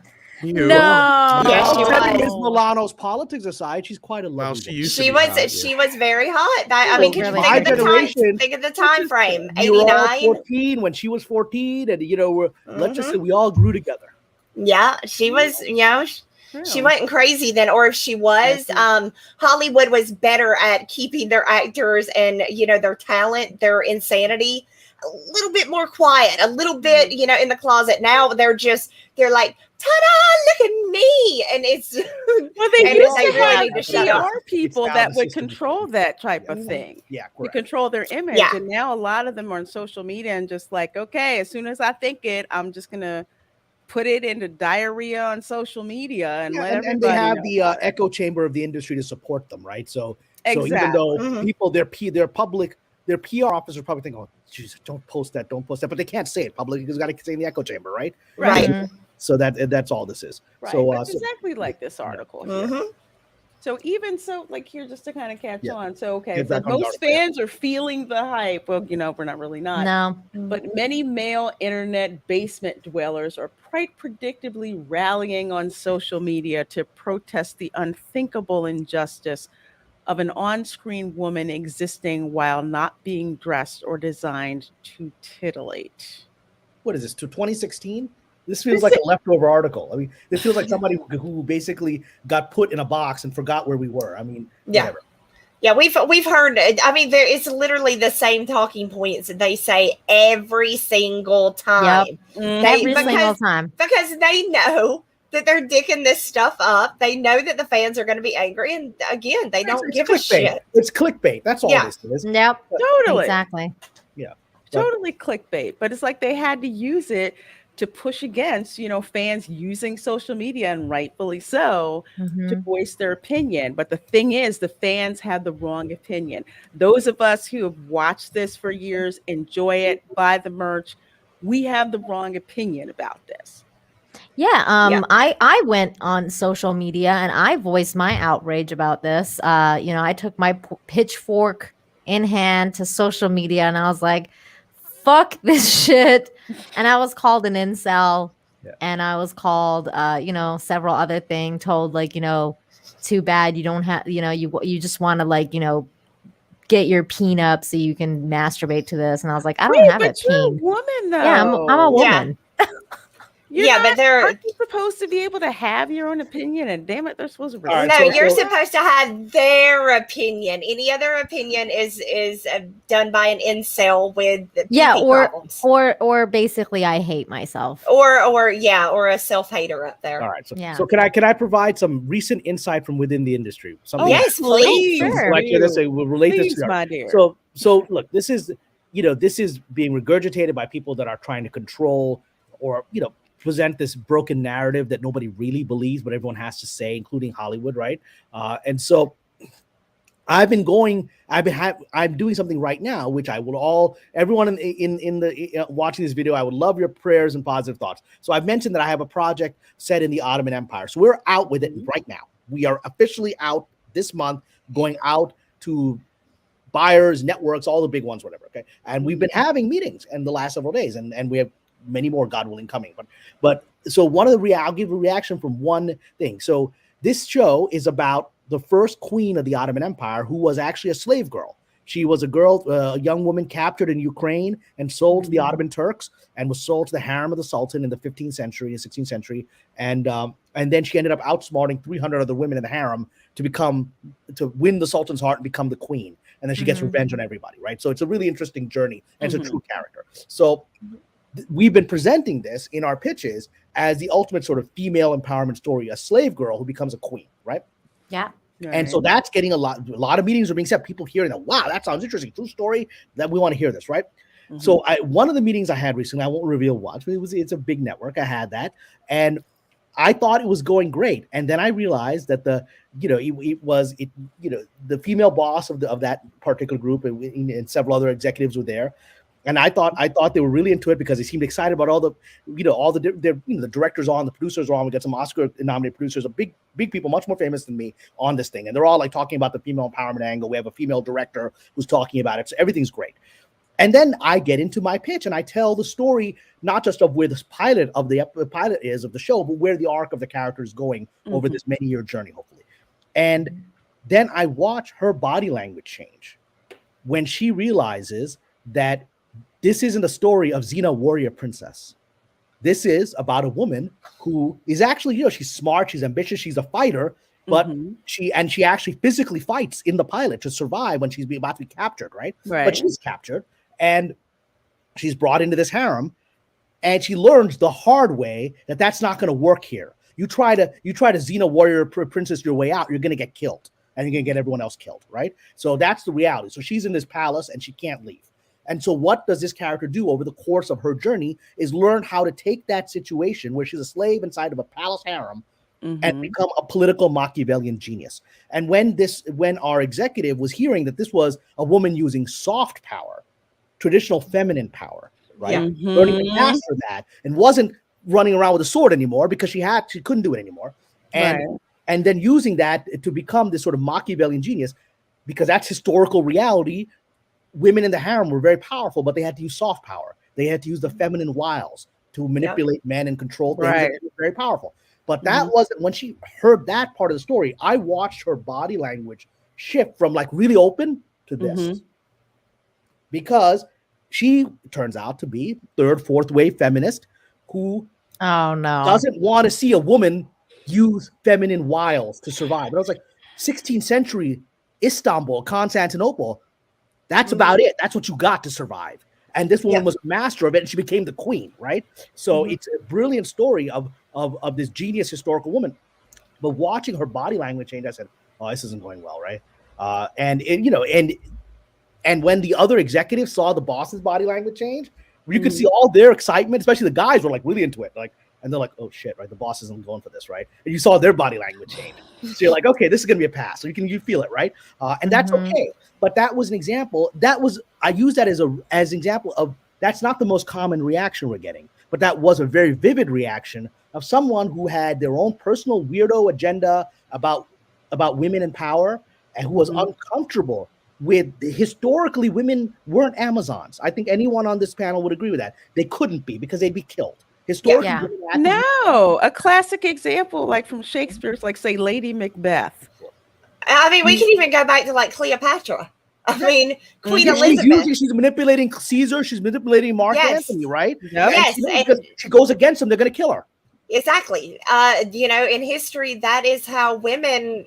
That's how we got shit done. I mean, feminists may not like it now, but we love to be manipulated by women. We love the feminine. It makes us, we love to be the victims of that game. There's just something within us that draws us. Like Caesar is this badass warrior who's like, oh, she's hot. I'm just going to do it. Yeah, I tell people on several occasions, me working as an engineer, if I had a presentation and I knew there were some high level big wigs or whatever, I'd show up in a dress. Yeah, absolutely. I yeah, totally and show up in a dress. I need help with this. It's like men react better to you if you're not up there trying to swing your big dick to try to prove yours is bigger than theirs. You're a girl. Freaking act like it. The feminine is more powerful. The feminine is more powerful. It is. It is. As a Sufi, there's a famous Sufi master that once said this. He said, "All surrender to power unwillingly and to beauty willingly." Mm-hmm. So power, everyone, Caesar crushes people. They obey. They don't like it. Cleopatra makes people want to obey, right? Mm-hmm. And that's about. So that's what this character is. And this character, as a character arc, is actually someone who starts off as a bit of a tomboy who's uncomfortable with those feminine wiles and has to. She is like a fighter, and she has to learn how to find that and becomes the master of it. But watching this executive at this major network, watching her personal politics come into the situation, right? Where her own paradigm was, I'm uncomfortable, because she was uncomfortable with her own femininity, to be honest, right? Mm-hmm. And so, she had survived the masculine way in Hollywood, right? And she didn't like hearing the story. I think, as you know, women can often be other women's worst enemies. So hearing the story of a woman that used the feminine way to take control of an empire, right, was something that made her personally uncomfortable. So I said, okay, that's a wash. But we didn't back down from it, because that's our story. And the fact that most people are like, wow, that's an incredible story, because most people are in touch with reality. But there are these people that are still shaping the narrative, that are in the industry, that have this disconnected reality. And that's a shame, because that's something we really haven't seen on screen before. Yeah. And someone standing in the way of something like that coming out to the public. But instead, you have someone's politics, cutting off the creative energy. So that network is unlikely to buy it. God willing, we're going to sell it. Hopefully, we're going to have a few bids. But that was an example of someone that, their personal pathology is preventing, because you could see the other executives were getting really excited, right? And it's amazing. Right. It is an amazing idea. So But yeah, I think you read it, Mandy. I did read it, and it was freaking fantastic. It's in my inbox. Anytime I hear Ottoman Empire, I'm just thinking outfits. I'm sorry, that's where my mind Mandy goes. Can tell you she actually read my script. It is amazing. That's where my mind goes. It was amazing. Yeah, so good, so good. As soon as I got Kamran back around me, I was like, okay, you got to tell me this. And I was like trying to get him to like tell me all the stuff that I'm not gonna where the show's going, whatever. But but you could see the journey that I'm talking about, because you read it, right? She starts off as actually someone who's willing to physically fight for her life, and then realizes, I can't do it, and I'm not in this environment. I'm just gonna get everyone killed. So and then when she gets there, she still is defiant up until she against the other women. Like, how can you? Why are y'all okay with this? And then she realizes real quick, well, shit, they're gonna kill me too if I don't have to. I gotta play into this, and it was fan-freaking-tastic. It really was. So Godwin will sell it, but this is 2021. I'm dealing with this week. I'm dealing with it right now. These pathologies about feminine power and feminine beauty that are coming from some people in the industry. It's just their own personal weirdo, and a lot of it comes from weirdo self-esteem issues and all that other stuff. Well, this actually gets better, but we're going to break to do some super chats, and then we're actually going to break down what this chick said in her own words. Of course, she yanked it off of Twitter, but the internet is forever, so we got it. We got it. Thanks to some really sharp-eyed folks. So let's see. Nina had to step out for a little bit, so Mandy, looks like we're in a bouncy super chats back and forth. I lost Nina, our Middle Eastern princess, when I started about talking about Middle Eastern princesses. Oh, well, whatever. Just when she needed you. So we have Joker Voice for $5. Thank you so very much. Appreciate that. Young Rippa said it best. I love Rippa. I do too. He kills it. If you're going to adapt a visual medium, you have a level of responsibility to the source material and especially to the fans. Absolutely. That has been our complaint when it comes to comic books, when it comes to any visual medium that we have seen. You can't change it. We've already seen it. It's not a novel. If it was a novel, go for it. Use it, close your eyes and picture what you imagined in your head. You can't do that when we already have a visual medium of it. You can't. And they keep doing it. And then they're like, whoa, why? Look, because y'all can't jerk off. No, it's because you destroyed the character. Yeah. Yeah, that's just a convenient excuse. Exactly. Is she still gone, right? Yeah. Okay. Naked Fame for $5. Thank you so much, Love Bug. Excuse me. What's wrong with being a horny male? What about inclusion and diversity? They only want flaccid men in their pure society. I think so. Flaccid penises are less scary, less threatening. They want you emasculated. They want you to know your place, which is under the foot of a woman. They pretty much want you gone. Yeah, they hate you. Yeah, it's pretty much they hate you, and even more so, they hate the women that stand up for you guys. Yes, they don't like your wieners. That's the problem. Wiener and me. Yeah. By the way, to address a super chat came on that referenced something. They said this sounds like the Magnificent Century. The Magnificent Century is a very successful television show out of Turkey, a Turkish show that was worldwide very successful. And yes, it is a story that is very similar to that. However, it is based on my own ideas of that history. It is the same character, or at least some of the same characters overlap that show, but these are historical characters. So I took the queen and her journey. Everyone wants to look her up on Wikipedia. Her title was Hurrem Sultan, Hurrem. Her name was Alexandra historically, but her title in Turkish was Hurrem Sultan, and you can look her up on Wikipedia. So I'm doing my own historical take, but there have been other versions in the Middle East done of this story. Awesome. Well, before I forget, there's like over almost 700 of you folks watching. Thank you guys. So thank you so very much. Please do smack that like button and share that stream out. You guys are amazing. So we have Adam Wofford for $10. Thank you so much for that. Breaking news. Chun-Li will be a new Pokemon in the new season. She will actually be Pokemon. Her special attack is Super Spinning Kick. Everyone will be going after her when she makes it to the new game. Oh my God. Yeah, Jezebel, you're never going to live that mistake down. No. No, but there was a mistake I made earlier. I guess, I guess this Rocketeer thing is something completely different than the other edition I was talking about, the animated one. This is it looks like a live action reboot, and they race swapped the main character. It looks like. Oh God! Of course they did. Stop! What is this about?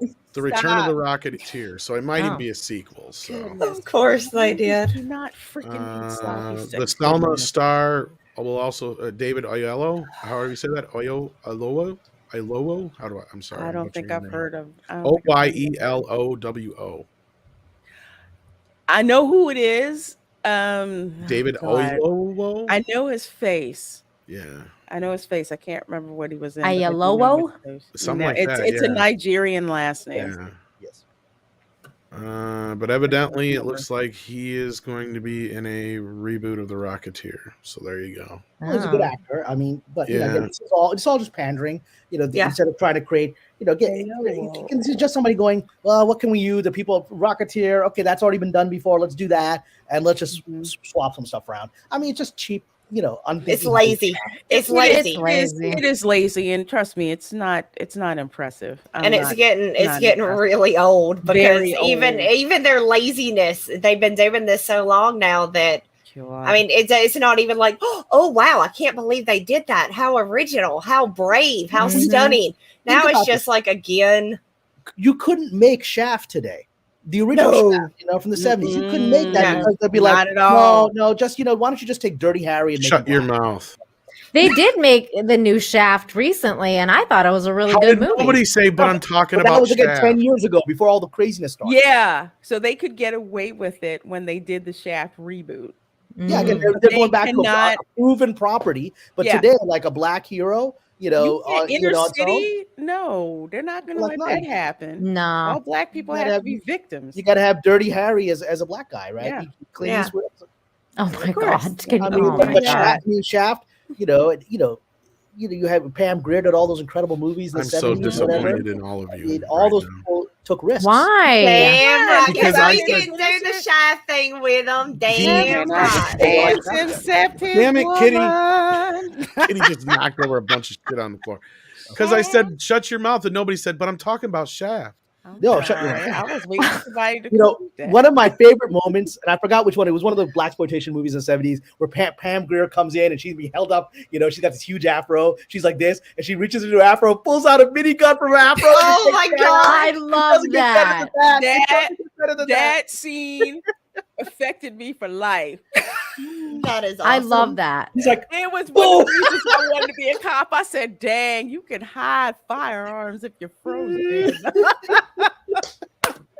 Pam Grier is badass as hell. Oh, was it Foxy Brown? Was that the one I was thinking? Yes, Foxy Brown. I was thinking it was Foxy Brown, yeah. I mean, think about it. In the 70s, there was more self-confidence with Black African-American characters. In the 70s, when we're just coming out of a horrific decade of racial violence and all this stuff, and there was more self-confidence then than all these woke people who are talking about saving, minorities. And the 70s was like the sexual revolution. So it was like, there was a lot of sex, drugs, and rock and roll, right? Like, I was born in the wrong decade. I don't belong in this stupid decade. Yeah, but also like a lot of pride in your background. And it wasn't about demeaning other races. It was about being proud of who you are at the same time. So there was a lot of pride then. Blackula. I love that. Your own Black. That was a good vampire movie. It was just objectively a good vampire movie. It was. Sorry, hold up. Did you guys realize they're remaking Blackula? Yes. No, they're not. They're remaking it. They are. Oh no. They are gonna fuck it up. You just they are. They are completely gonna mess that up. Yeah, they are. Miss the point of Blackula. I've never seen Blackula. Oh, you gotta watch it, Nina. It's like Dracula is in the 70s, and he basically attacks this African American dude and turns him into this really suave. Lando Calrissian is a vampire. It's great. Yes, it is. What did you say, Tom? It's Lando Calrissian as a vampire. That's all you need to know. Oh my God. It's not the same actor, exactly but what it is. It's like Colt 45 with vampires. That's what it is. I have to tag up with you guys because I actually am planning an urban horror stream. On my channel. So I would love to sit in on that. That'd be great. Oh, I will. I definitely tag you. Yeah, I think Mr. Tickle Trunk's right here. Blackula will end up going after cops and shit. You watch. It'll they will fuck it's like the new Blade. It's like the new Blade. I'm a Muslim guy, and the new Blade has to be Muslim because the actor is Muslim. It's like, well, I'm just like, well, how does Blade? I mean, how does he fast in Ramadan if he's got to have like blood all the time? How does that work?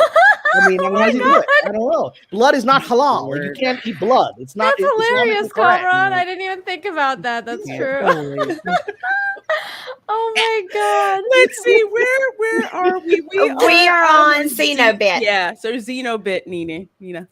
That's funny, man. I'm sorry. That really cracked me up. Okay. Xenobit. Hit culturally close to home. It was so culturally close. I was like, oh my God. Okay. Xenobit, thank you so much for the $5. Says, I'm going to make a parody film. It will star Gina Carano, and I should call it Cowboy Beep Beep Bop. Oh wait, Beep Bop Boop. Okay. That was I like good. it. I like it. Cowboy Beep Bop. Cowboy Beep Bop. Well, I like what Gary was calling it today, Cowboy Beat Flop, and I'm calling this chick Karen Bebop or Karen Bop or whatever. Karen Bop. Karen Bebop works. Karen Bebop. I like it. So back to Blade for just 1 second. Here's an example. They're doing, again, simple thing, taking a really brilliant thing. I mean, Wesley Snipes did a really good job with Blade. He did. He did a really good job. He did. Awesome. I mean, it's part of our heritage. And then, so if you, instead of, I know Muslim, people are saying, okay, are there Muslim vampires in chat? Like, yes, I know Turkish vampire stories. They're called ortlaks. I know like Middle Eastern vampire stories. There are Middle Eastern vampire stories from Iran that go back a couple of thousand years. So I'd love to make a movie telling those versions of vampires because the rules are different for those kinds of things, right? And then you could, but no, Hollywood's not going to do that, right? They're just going to do this swapping thing or whatever. And, whatever. Call it a day. Yeah, exactly. Amazing. Cesario JPN for $5. Thank you so much, Love Bug. Alert, Daniela Pineda. Am I doing that right? Yeah. Okay. Supposedly removed her anti-fan rant and another video innuendo for a facial from her social media. someone downloaded the video. Oh, we got it. Let's see this rant. We got it. We're gonna get to that right after. We got it. Yeah, we got the rant. We got the facial. We got all of it. Although we're probably not showing the facial, but no, we can't show. We can't show that. Y'all have to go and do your own research for that one. Yeah, but she does. She does take a load to the face. Thank you, Nina. I was trying to think of a nicer way to say it, but I don't understand. She posted pictures of herself in this. No, a video of herself. A video of her sitting there, and then on Instagram. Okay. Did she feel this was going to get her work?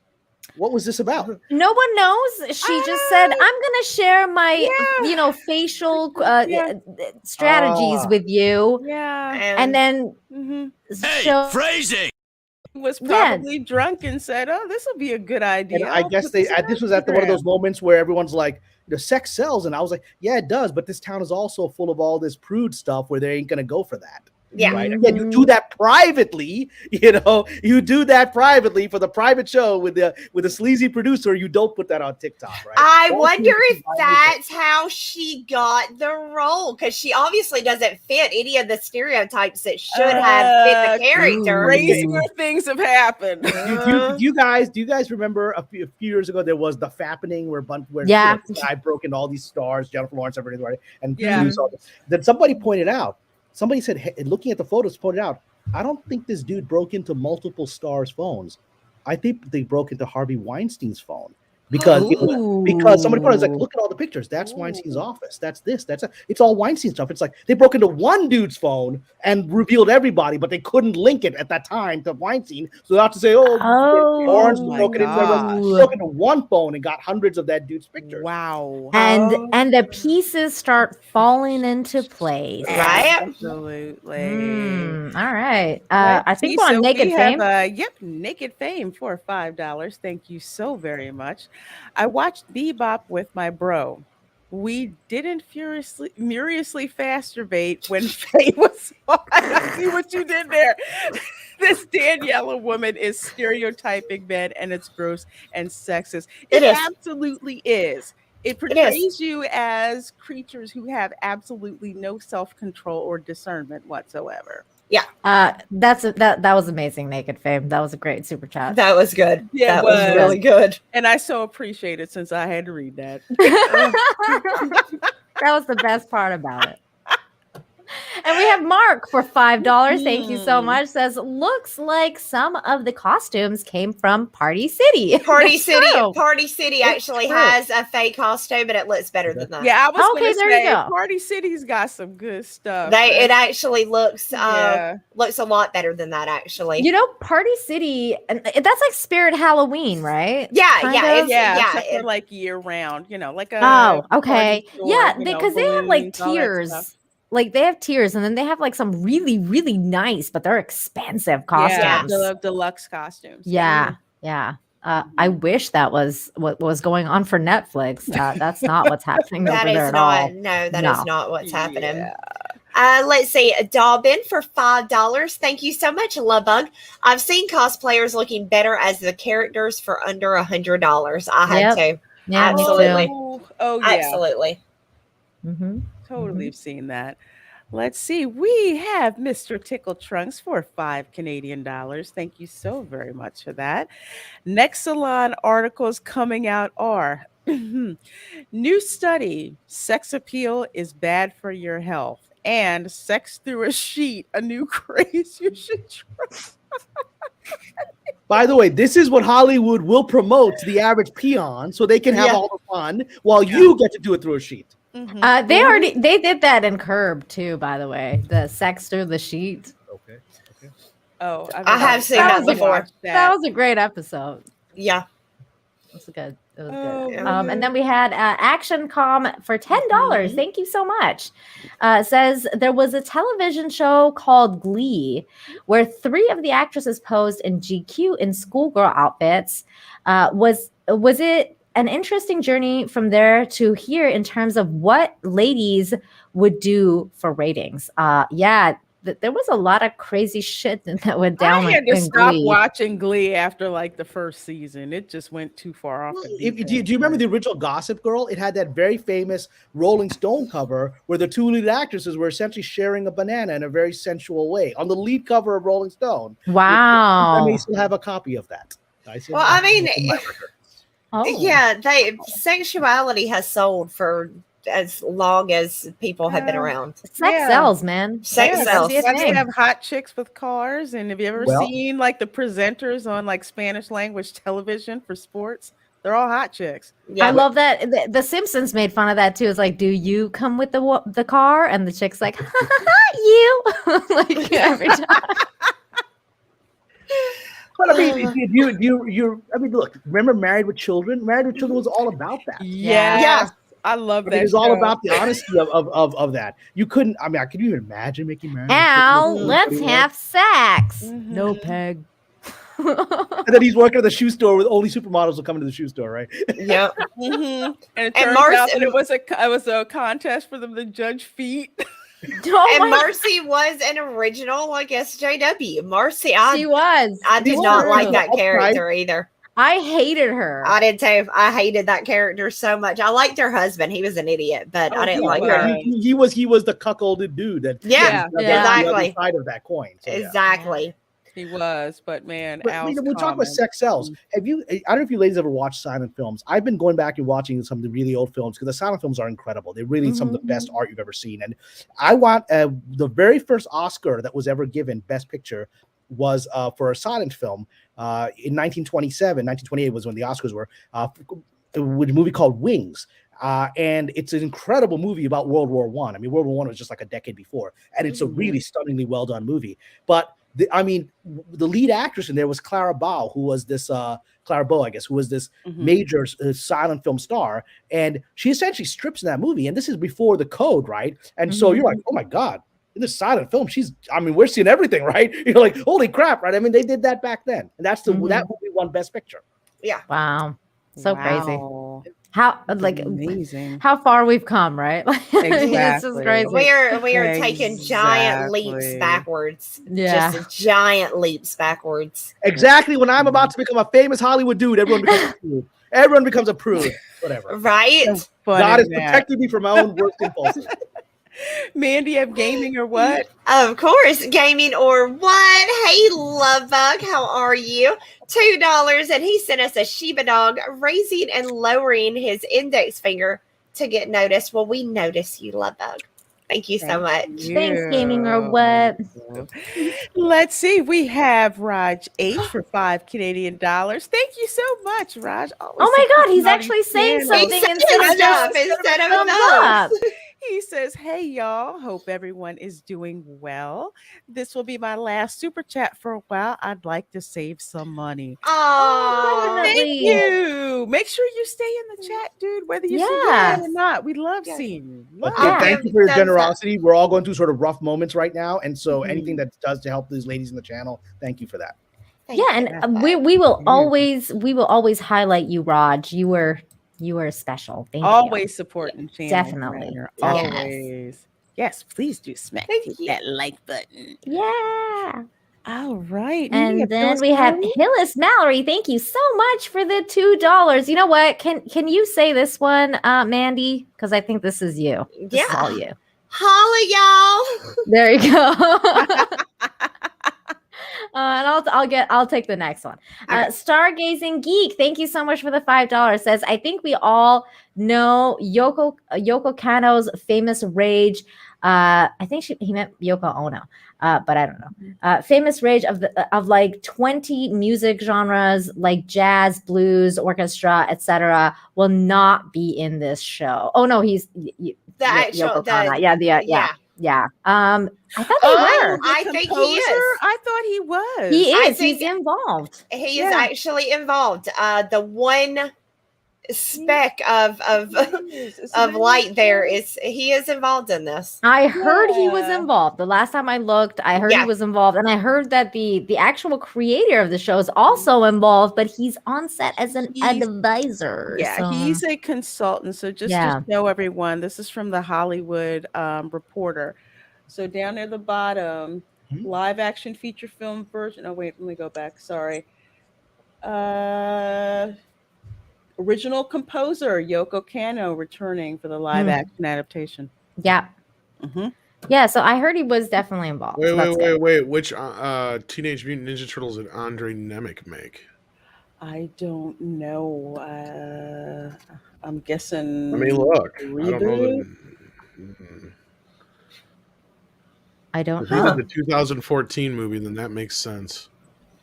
Oh, and this motherfucker's going to be directing Beverly Hills Cop 4? Oh, God, no. Is that going to have Eddie Murphy, or they're redoing it? Yes, Eddie Murphy's going to be in it, but God knows. Yeah, he did the fucking 2014 Ninja Turtle. No! You dumb fucks! What have you done? Oh my God. They took two of my favorite things and they gave it to this asshole. Oh my God. Tom is like doing the thing from Planet of the Apes. Yeah. You did it! You maniacs! You blew it up! You blew it all up. By the way, Planet of the Apes is now looking like a documentary. We're there. We're totally there. I know, we are there. We're totally there. Oh, did you guys watch? I really liked the origin movie, the recent origin movie, like 10 years ago, Planet of the Apes, that sort of new trilogy, where they introduced Caesar and whatever. And I thought the first movie was absolutely brilliant because all of it was so good. Yeah, it's great. It was like, but that whole thing of how the apes were first turned into intelligent creatures, and then this virus is unleashed and whatever, and you're like, that's happening, man. They're we're doing living in that this world, right? Yeah, isn't it? Oh it's like the monkeys are going to show it up pretty soon. That's because whoever was behind that, because I know Matt Reeves did the two sequels, which I think are brilliant. But the first film was great too. But like, I think they followed those rules. Like Hayden, what's his name? From Schlossberg from Cobra Kai put in the Hollywood Reporter, which everybody in Hollywood should read. We did a great video breakdown of it. Andre did a great editorial on it. People should share that out there with the article. People need to read this. It is saying everything we've been saying for the last few years about what you need to do to respect a franchise with fan base, right? Like, it's everything that needs to be taken into consideration. I watched that. He did an amazing job. He literally said everything that I felt, just in a more not so country hillbilly-esque way, like I would do it. So it was really good. Today is the last day for voting at the Emmys, and I'm a member of the Academy, so I will reveal this. I did vote for Cobra Kai for Best Comedy. So Yay! Love Cobra Kai. The Academy is all about popularity, and Cobra Kai is popular, so it's all high school. Not like we give a shit about awards over here, but yay! I wish I could be just being dramatic, but my heart is fucking broken. You have no idea. Oh no, I understand, dude. Tom, can I just say something? I totally, completely understand you, because I look at this Cowboy Bebop adaptation of what we're talking about, and I'm telling you, my heart was broken when I see this shit. Like, I literally was like, oh, like, well, you all know how much I painful. Love Ninja Turtles. Exactly, like, and I was hoping that wasn't it. Guys in a theater that we had to drive forever to see Beverly Hills Cop 3, and we were so upset that we were the only ones there. We're like, shit, this movie's done. I have no hope for Beverly Hills Cop 4 or whatever. Not after Coming to America, I don't. No, it's not after Coming to America 2. Because Coming to America 2 was so fucking bad that I'm like, it was horrible. Is Judge Reinhold going to be in this, or any of those guys, or no? I haven't heard, but I would assume they would hopefully get at least Judge. I mean, it's not like Mr. Reinhold's been doing a lot in the last 20 years, right? He's actually a decent actor, so No, I think Eddie Murphy has lost his edge. Whether I don't know that he lost his. I don't know that he's necessarily lost it, or Hollywood is just so freaking toxic that you literally can't be creative. Bad scripts. That's they all. would never. It's like they would never have made Coming to. First of all, Eddie Murphy didn't even write it, so he wrote the first one. So they can't even do now what they would have did, in the past. Absolutely not. It's like he can't write. He's been defanged. Eddie Murphy can't be Eddie Murphy. Yeah, that's what's going on with all comedy. It's like a former shadow. It's like a shadow of its former self. You know what really sucks about Beverly Hills Cop, and this is something that nobody ever brings up. In all of those films, there's only like one joke that I can think of that is made about him being black. Otherwise, never throughout the rest of the series is it brought up. Yeah, I don't remember it at all. And the only time is when he's sitting when he's trying to get a hotel room because he doesn't have a reservation. And he's like, don't you see what I know what's going on here? See, if I was a white reporter from the Rolling Stone, you'd be like, oh, we're sorry, it's our problem. We get you a room, no problem. But I'm a black reporter from the Rolling Stone who's in town to do an interview with Michael Jackson called Michael Jackson Sitting on Top of the World. But I might as well call it Michael Jackson Can't Stay in the Beverly Hills Hotel because there's no time there. Oh man, I gotta rewatch. They were funny. I mean, the whole thing it is ever brought up. So I mean, good. when I finally moved to LA, one of the first things that I did was go through Beverly Hills, and all I kept replaying in my mind was like Beverly Hills Cop. Yeah, me too. When I went to Beverly Hills, that's what I was thinking about. What's wrong with you guys? I've only seen the one where he's at an amusement park. That's the third one. Okay, that's the one I saw. That's the only one I've seen. You couldn't do Eddie Murphy's comedy anymore. You couldn't do Richard Pryor anymore. No. They'd be canceled. I mean, Chappelle is our last hope. Exactly. That's just what I was going to say. He's and Bill Burr. I mean, can you imagine like what Red Fox got away with back in the 50s and 60s? He was so funny, right? But they would, you can't be funny anymore. People have lost their sense of humor. It's better to be, mad and offended than it is to just laugh about our differences so we can, move past them.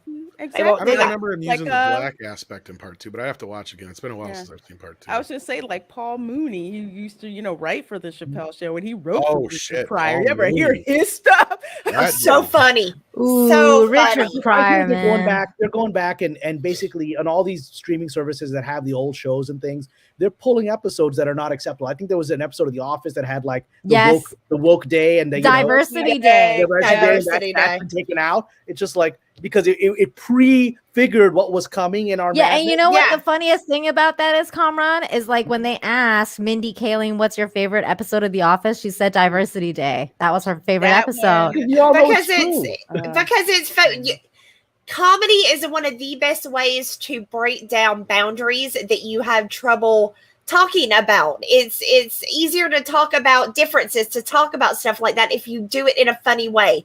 But now they don't want you talking about this stuff. They don't want there to be a peace within the world. They want this fighting. They want this hate and discontent. And it's and that's what they're doing. That is their goal. And as a result, the corporate world is becoming unintentionally funnier and funnier. So I'm going to give a story from today. A friend of mine just sent me an image. He's a filmmaker. He's got the script. He's trying to get it out into this big like filmmaking lab.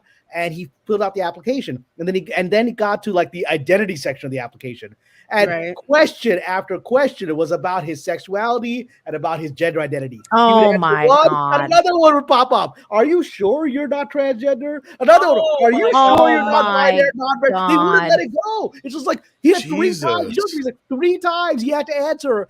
I'm not non-binary. Like, well, you want to know a crazier one? Just say you're non-binary, man. You ain't gonna get past this. If they're asking you 3 times, you better just say non-binary and move on. Just say non-binary, man. And when they meet, it was like just today's your masculine day. Just go with that, right? When they meet you and you're like, you look like a dude with a beard.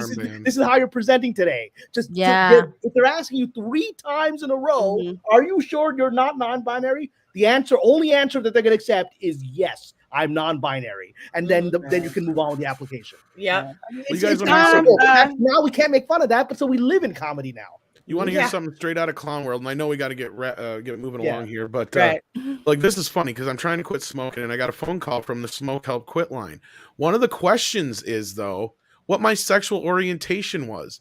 And I even said to him, like, what the fuck does that matter? With it? Why? Why would you care? What the hell does that matter about me wanting, like, how does that have anything to do with anything? Because they're going to market, pharmaceuticals are going to market some drug that only works for people who are XYZ, whatever. They'll deal with this addiction but it's tailored for your sexual preference. I mean, that's what they're going to do. I guess maybe because people smoke after sex, but other than that, I'm like, what's at their goddamn business? Oh yeah, but I mean, but why does it matter who you're having sex with? Exactly. You can be a guy and you're gonna have you a cigarette. You can be a girl and you're gonna have a rub cigarette. it out to cartoons. Yeah, you can just rub it out to a cartoon. They want to know if you like holding. They want to know if you like holding things in your hand and sucking it. That's what's going on.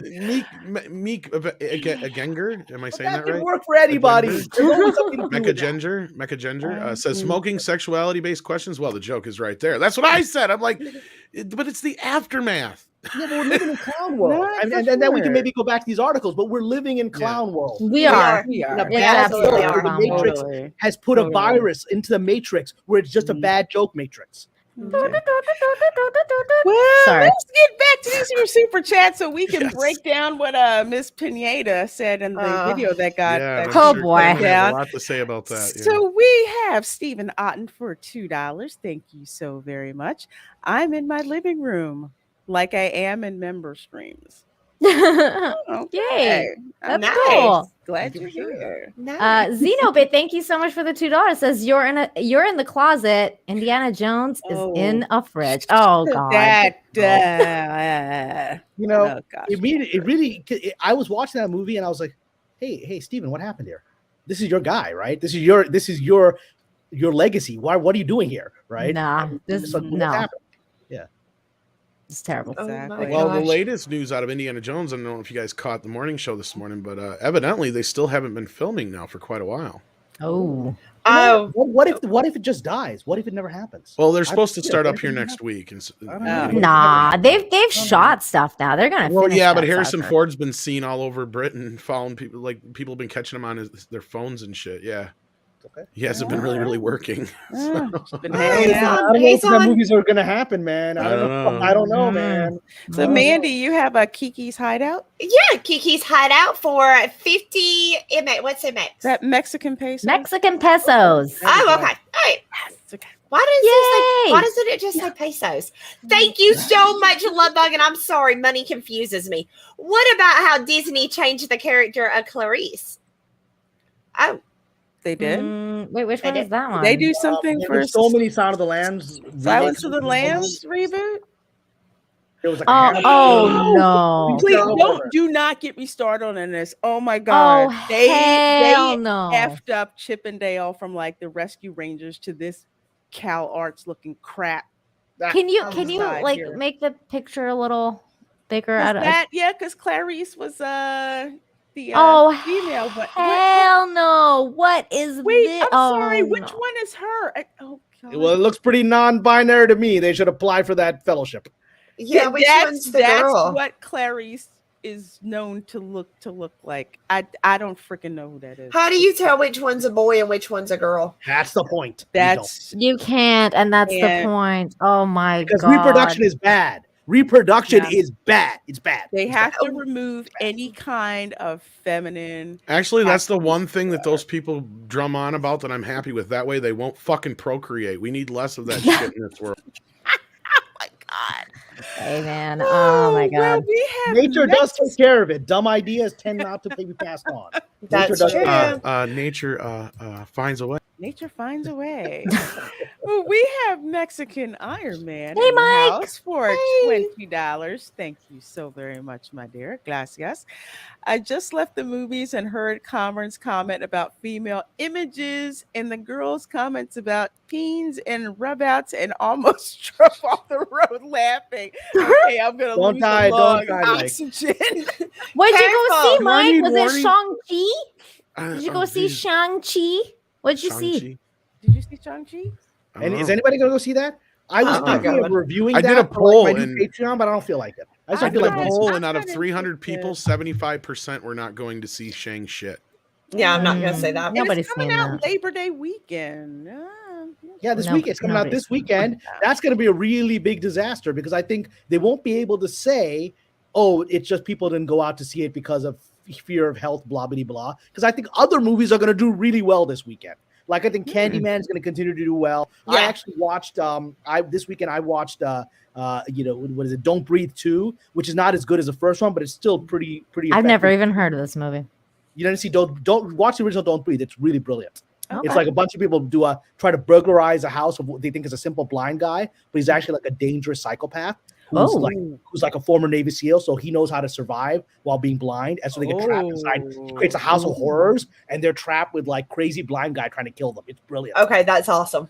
That sounds good. It's really scary. The first one, the second one just came out. It's good. I'm trying to think of the actor who played the bad guy in the first one. I'm trying to think of his name. I'm gonna have to check that one out. Yeah, that sounds fun. It's really scary, and it's like a new genre of like psychopathic blind person trying to kill you. It's totally brilliant. Who would have thought of a premise like that? You usually what is it called again? You can't don't breathe. Don't breathe. Because the idea is that he can hear you. His senses are so attuned because he's blind that if he hears you, he can kill you. If he hears you breathing, he can find you. So that is awesome because he's not the victim. Because usually you would think if someone is quote unquote handicapped, they're the victim. Yeah. But in this case, see, that's the whole thing. Is these are just dumb house burglar types coming in thinking they can rob an old guy, and then they get the whole situation turns on them. But I won't reveal this. You think that enough itself is a brilliant premise, right? Oh, see, okay, I just looked it up. Twist that you don't see coming. And I just looked it up, and it came out in 2016. that's the cutoff line for me for media now, because I'm like, okay, that's when shit went downhill, man. The movie, and I think it was pretty decent, but like I just don't really remember it much. So let's get Raymond Huey's super chat here for Damn, Raymond. Thank you. My goodness, Nina, you want to go ahead since you were up? Sure. Raymond, thank you so much for the $50. So generous of you. He says, sigh. My Monday is once again complete with the always spot-on observations of idiots like Kylie Chung. Thank you, ladies, for always standing up for the truth and doing it as your always beautiful selves. You keep my heart full. Heart, Tom, and Kamran. Wow, Raymond, thank you so much. Thank you so much. Thank you. Thank you so much, Raymond. Very so generous. Sweet. Absolutely. Very generous. Mandy of AJ? Yep. AJ Borkar for $5. Thank you so much, Lovebug. Digging the chat and the energy. Thanks, ladies and gents. Well, thank you, Lovebug. Thank you so much for being here, and thank you for that super chat. He's the party crasher. He is, but he's been in other stuff. He's been in a bunch of other stuff, though. That's the thing, and I can't think of the actor's name. Wow.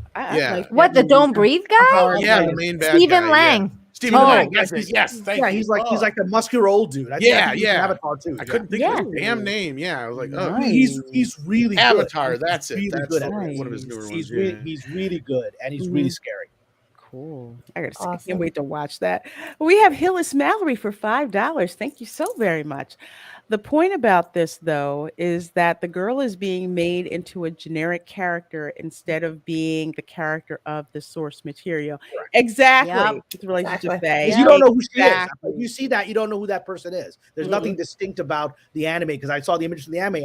That's a distinct character. This is like any generic person, nondescript, attractive woman made to look unattractive. It's just whatever. Yeah, and we're gonna get more into that as we break down what she actually said, because I still have a lot to say on this. Ticoing? Like they rose Tico'd her? I think they put it past that. Well, I think they rose Tico'd her, and then she went on and just like, I'm gonna go dig our graves. Yeah, but see, that's the thing. I think they that's the thing. I think they rose Tico'd her at her own request. Not that they didn't have. I don't think that they didn't have options. Like the actress is like, I refuse to be an object of sexual desire. That's pretty much it. Like, I'm sorry. Well, and we'll get into the video. We'll get into it. I'm you guys sorry. See those pictures that are going around of her? The one with her leg up in the air? Yes. Yeah. So this actress does a facial scene and has her leg up in the air? Yeah. Well, no, that's a different thing. A different thing. No, it's like a photo shoot of her in a very chintzy outfit that's even chintzier than the character that she's griping about. Yeah. She's doing all these poses and shit, and it's like, well, we don't see it getting sucked up in her crevices there. Yeah, we're gonna get into that. We'll get I don't want to get ahead of you guys. So let's get back to this in relation to that. So let's see. Nina, you're next, Mr. Tickle Trunk. Mr. Tickle Trunk, thank you so much for the $5 and also for being an amazing mod. You're awesome. Look, he says for $5, look, we need to learn to respect women from the people in an industry with casting couches. It just makes sense. Smiley face. The logic logic is flawless there. It's an absolute triumph. You will. Here's a really rule of thumb. Here's a little rule of thumb. The ones that are talking the most about these issues are the ones that are privately doing all this stuff. They're the weirdos. Yeah. Both producers and performers who are talking the loudest about this are the ones that are trying to deflect from their private, exchange activities. Mm-hmm. Yeah, it's like that old saying goes, right? Thou protest too much. There's a reason they protest so much. Exactly. Exactly. They freaks. Straight Straight up freaks. It's you, Mandy. Can't CG host for $4.99. Thank you so much, Lovebug. Unfortunately, people, especially young women, jump on board with messaging like this article because they're unaware of voices like these three ladies. I agree to that. I think more and more people are jumping on because voices like ours, not that ours make such a huge reach, but women that think like we, even in Hollywood and the industry, they're being silenced too with fear of losing their job, it's scary. You live in California and you risk being homeless. I wouldn't want to be homeless in California right now. I would probably say whatever. Yeah, I would say whatever the hell I needed to keep paying my bills. And maybe shallow, but I'm not going to go live on the street either. So, and I think that is, you've hit they're terrified. Everyone is just trying to survive here, and it's gotten worse, right? Nobody has any convictions in this town. They're just going wherever they think the wind is blowing and wherever they can get hired. No one believes anything. And that's why we keep making fun of the whole cuties thing, because seriously, like you got cuties going on the same network, and then you got this, and then you're like you're having problems. Come on, it's just it's just like, look, I'm just a hairdresser, okay? I'm just trying to stay working and keep working. I'm not really talking about politics. Let's see. So we have Dark King for $2 Australian. Thank you so very much. Seer Kamran is here. Reese's Pieces be upon him. Oh, that's nice. I'll take it. Thank you. I like Reese's Pieces. I like Reese's Pieces. I do too. They're good. What's really awesome is when the Easter time comes around, because I got those big fucking egg Reese's Pieces. They're so awesome. Ooh. They have a Hershey bar now that has M&Ms in it, and they have another one that has Reese's Pieces in it. So it's like a Hershey bar with chunks of Reese's Pieces in them. They're delicious. I'm just not a Reese's Pieces guy. I'm a Reese's peanut butter cup guy. Like, I'll have one a day. I love them. They're so good, right? They make those thin ones now, the thin Reese's cups. Oh my gosh, they're so good. Nina, you want to get this one? Stevens? Yeah. Steven, thank you so much for the $4.99. Oh, wait, it disappeared. What is it? Steven Yarnell for $4.99. There you go. They attack us with a Fox Valentines. Wow. Oh, Valentine. There's no. It's just so freaking. Are you ladies ridiculous. already caught up? No sign of Ed. Nope, not yet. Not yet. No, that just came on the screen. Oh, okay. So we just figured we'd grab that one. Let's see. Mandy, you want to go with Chris Catman? Yep, Chris Catman for $5. Thank you. We did this one. It was Cameron, this story sounds like the Magnificent Century. So we did that one. Merlin's Id. Okay, Merlin's Id for $5. Thank you so much. And Chris, again, thank you so much for yours as well. Merlin's Id for $5. This chick has femcell energy. How much do you want to bet this chick's been looks like Kunta Kinte at the end of Roots? Oh my God. Oh, her Koosie ball. Oh, okay. I know what you're talking about now. Her JJ. I gotcha. So she loses a foot? Okay. Wow. Things do get lost in her crevices, as we'll soon learn. So yeah, when she said that, my initial thing was like, "Damn, how loose are you?" Look, when she said it, I was like, "Yeah, it does." Girl, stuff is getting sucked up there. We know what you're doing. Okay. All right. We have Sean the Movie Man 71 for $5. Thank you so much. And this one's for Kamran. So he says, "Hey, Kamran, Jungle Cruise and Cruella are both getting sequels, but the box office results show the films don't justify this. Please give your thoughts." I think the specific reason is because of what I've talked about on Midnight's Edge with Tom and Andre in the past, which is that there is a bigger war happening now, much bigger than Lucasfilm internal issues. There's a civil war happening inside of Disney between Bob Chapek and specifically Kevin Feige and the heads of the studios, right? And so, as we know, Scarlett Johansson, in my opinion, was put up by Feige, but she did this whole lawsuit thing, right? Which was very embarrassing for Bob Chapek. And so I think that in order to keep other stars from joining and taking sides in this war, he is basically paying them off with these movie deals, which is the smart thing to do, because he can't have these people being suckered into this game. Feige is trying to do the popularity, high school popularity game. And at the end of the day, you can pay off all those people and the popularity should goes away. So that's what I think is happening. I agree. I 100% agree, because there's no other reason other than kind of a buy-off for it. Yeah. Because they shouldn't be making them. They shouldn't have made the first one. So no, Cruella hit Disney Plus, and I'm just like, Jungle Cruise was fine. I mean, it was fine. It didn't last with me afterwards. And they had this weird moment where the two characters are just like, "Let me talk about my sexuality with you for no reason," right? And then it's like literally that was like done for like, here's this little thing that we're gonna take out for the Middle Eastern broadcast and the Chinese broadcast. Right? Yeah, they had to put that one in there. Here, let me talk about being gay for 5 minutes. That has nothing to do with the rest of the movie. Okay, good. You can cut that out. Good. Let's keep going. Nina, you want to get an Iron Man? Yeah, Mexican Iron Man. Thank you so much for the $15, Mike. You're awesome. Says, F these Hollywood weirdos. Miss Pineda's Latina card is hereby revoked. She is banned from the virtual taco bar, banned from Cinco de Mayo celebrations, and I'm sending her a Latin X Karen woke card. You do that, Mike. Well, you do it. She's definitely banned from the Afro Latino cookout for sure. Yeah, we're gonna have to get Paulie and Latino Slant's perspective on all of this, and Mexican Iron Man's in the chat, so he can add this perspective. Yeah. Ridiculous. Thank you, Mike. Thank you, Mike. And don't give her no tacos. Don't let her have any. No tacos, no flautas. Nope, nothing. No picadillo. Oh, wait. So someone in the chat, Miguel says Danielle X Kinedex. So, Kinedex. Yeah. That's I like that. I like that. Is it me? Yes. Okay. Zenobit for $5. Thank you so much, Lovebug. Muslim vampires don't fast during Ramadan. They eat fast. They eat fast during Ramadan. Oh, that's good. That is good. Very good. I'll give you a point for that. Okay. Very excellent. Creative. Very creative. Yes. Let's see. We have Zenobit for another $2. Cowboy Bebop Boop. There's all the trademarks, service mark, copyright, trademark, copyright, Zenobit, open bids. Okay. Oh, Cowboy Bebop Boop. That's good. That's good stuff. Yeah. And then we had Mexican Iron Man for another $10. Thank you, Mike.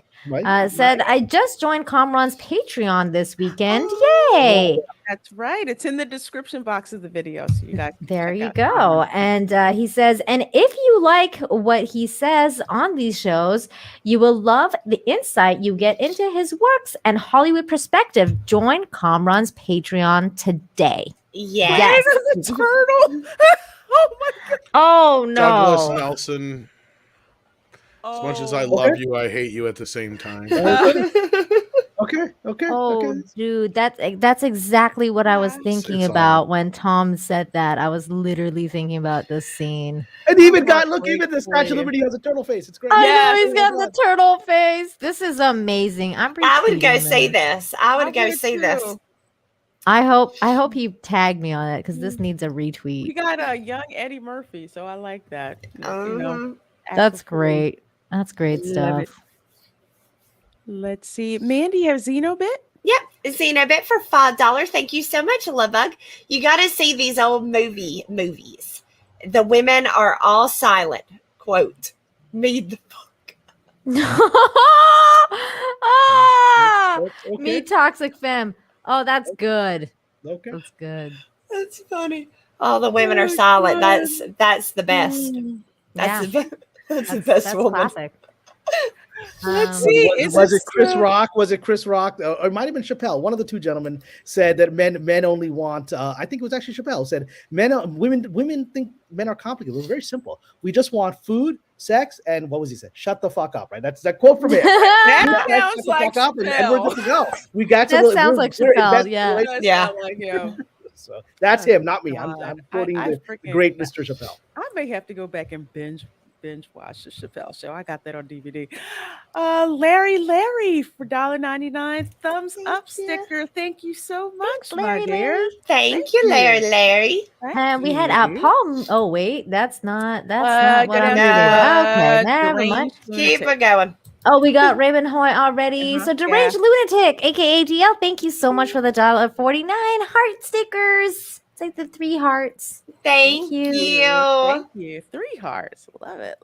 Thank you. Zenobit for $2. Thank you so much. I'd watch Shang-Chi and Chong. I'd watch Shang-Chi and Chong too. Hell yeah. I would watch that too. I personally like Cheech more than Chong because Chong did he really fucked up making weed legal for a while. He caused all kinds of problems. Tommy Chong. Yeah, I remember my pothead friends saying, fucking Tommy Chong. You know, they were just so angry. I don't know what he did, but I know to be clear, that wasn't even his fault. Was it not? Well, what did he do? What was that? Okay, the short version is his son started a pipe and bong store on the internet, right? Okay. Yep. And they would not deliver to certain states. They would not allow the sale of said things in paraphernalia. Yeah, but even though it's still stated for tobacco use, like any of these head shops doing shit like that. Mm-hmm. Well, basically, the sting operation was set up, and they goaded them into sending it to places it wasn't supposed to be going to. And so that was what it was all about. So Tommy took the blame instead of his kid. So that way Tommy sat like a year instead of his kid sitting like 5 to 10 or some stupid shit like that. Oh. It was really dumb. I mean, still though, that's kind of sweet that he took the fall for his kid. Oh, they got set up like a motherfucker. Yeah. Yeah. Let's see. We have Action Com for $2. Thank you so very much. Indiana Jones 5, The Day the Clown Cried. No, that's dang. What's sad is we might actually see the film The Day the Clown Cried before we see Indiana Jones 5. That's true. I don't know if anybody else here on the panel knows what that I don't know that is. we're gonna ever see this movie. Yeah, it's coming out in 2024. Yeah, I don't know that it's going to happen, man. Yeah. There's something inside of me that's saying this is one of my more controversial seer predictions. I don't know if this movie's ever going to happen. Well, right, but as far as I know, he put it in his will that it can be released X amount of years, and 2024 would be the year. And I even heard there's even some preparations for it already. So some projects just aren't meant to be, and there's been a lot of not meant to be energy around this thing. You could be right. You could be right. Like people might pay to keep it down, but as far as I know, there's a big plan to finally release the film. But ladies who don't know, I don't know if you've ever heard of it, but The Day the Clown Cried is a Jerry Lewis movie that he made that he put in a vault because once he made it, he realized how dumb of an idea it was. And he put in his will that it was not to be released until like 5 years after his death or 10 years after his death. I can't remember which. But it's a movie about this clown that leads kids to the gas chamber during World War II. Whoa. Okay, so that's dark. Well, okay, so that doesn't really work. Yeah. Yeah. All right. But it's one of the most famous movies that's never been seen. He's shown it to a bunch of people, but like it's never been officially released. And did he get negative feedback from those he showed it to? Oh God, yeah. Well, that's why he hit it, because it was like, this is the dumbest thing you ever did. I'm glad that he hit that movie. Damn. Yeah, but it will see. That's like Life is Beautiful, but not. That's like It's like Life is Beautiful with it. Like you're like, there's okay. footage out there. The script is out there. People have pieced it together, but like it's supposed to be released here in a couple of years. There's a market for that. So we have Kevin Thomas. Thank you so much for the $10. Says thanks, lovely ladies and gents, for advocating for fans regardless of the of toxic gender. How quick Hollywood forgets examples like Sonic taking criticism and fixing it to fans' enjoyment and success. Yeah, absolutely, man. But that's the thing is, as I've said before, they were on the right track after Sonic, after the failure of Birds of Prey. They were on the track to return to normal. And then the events of the last 18 months have so confused Hollywood. They're so confused and they're scared and they don't know what to do, that they're just bumbling around. It's like partly like, 2017 crap, partly before that part. They don't know what to do anymore. Well, and the other thing to me is like, it's interesting timing of coming out with the pictures now, and we haven't even had a trailer or anything like that, and then they're giving us such a soon to be release date. So like it's like, because it's supposed to release like in November, right? So it's just like that's a couple of months away. Yeah. So even if there was a fan backlash where they were like, man, maybe we should reshoot this shit, that's not going to happen, because they've already basically cornered themselves into this timeline now. Yep. So, yeah. Exactly. But at least like Sonic, that was a difference, right? Like in Sonic, like the release date wasn't even out. Like it wasn't even released. Yeah, it was like it was further out. Yeah. So they had time. Yeah. Okay, Mandy, you have Stephen Yarnell. Yep, Stephen Yarnell for $4.99. Thank you so much, Love Bug. Oh, that's what I read. Oh, we did that one. Sorry. Yeah. Sukiyomi 99. There we go. Sukiyomi 99 for $5. Thank you so much as well.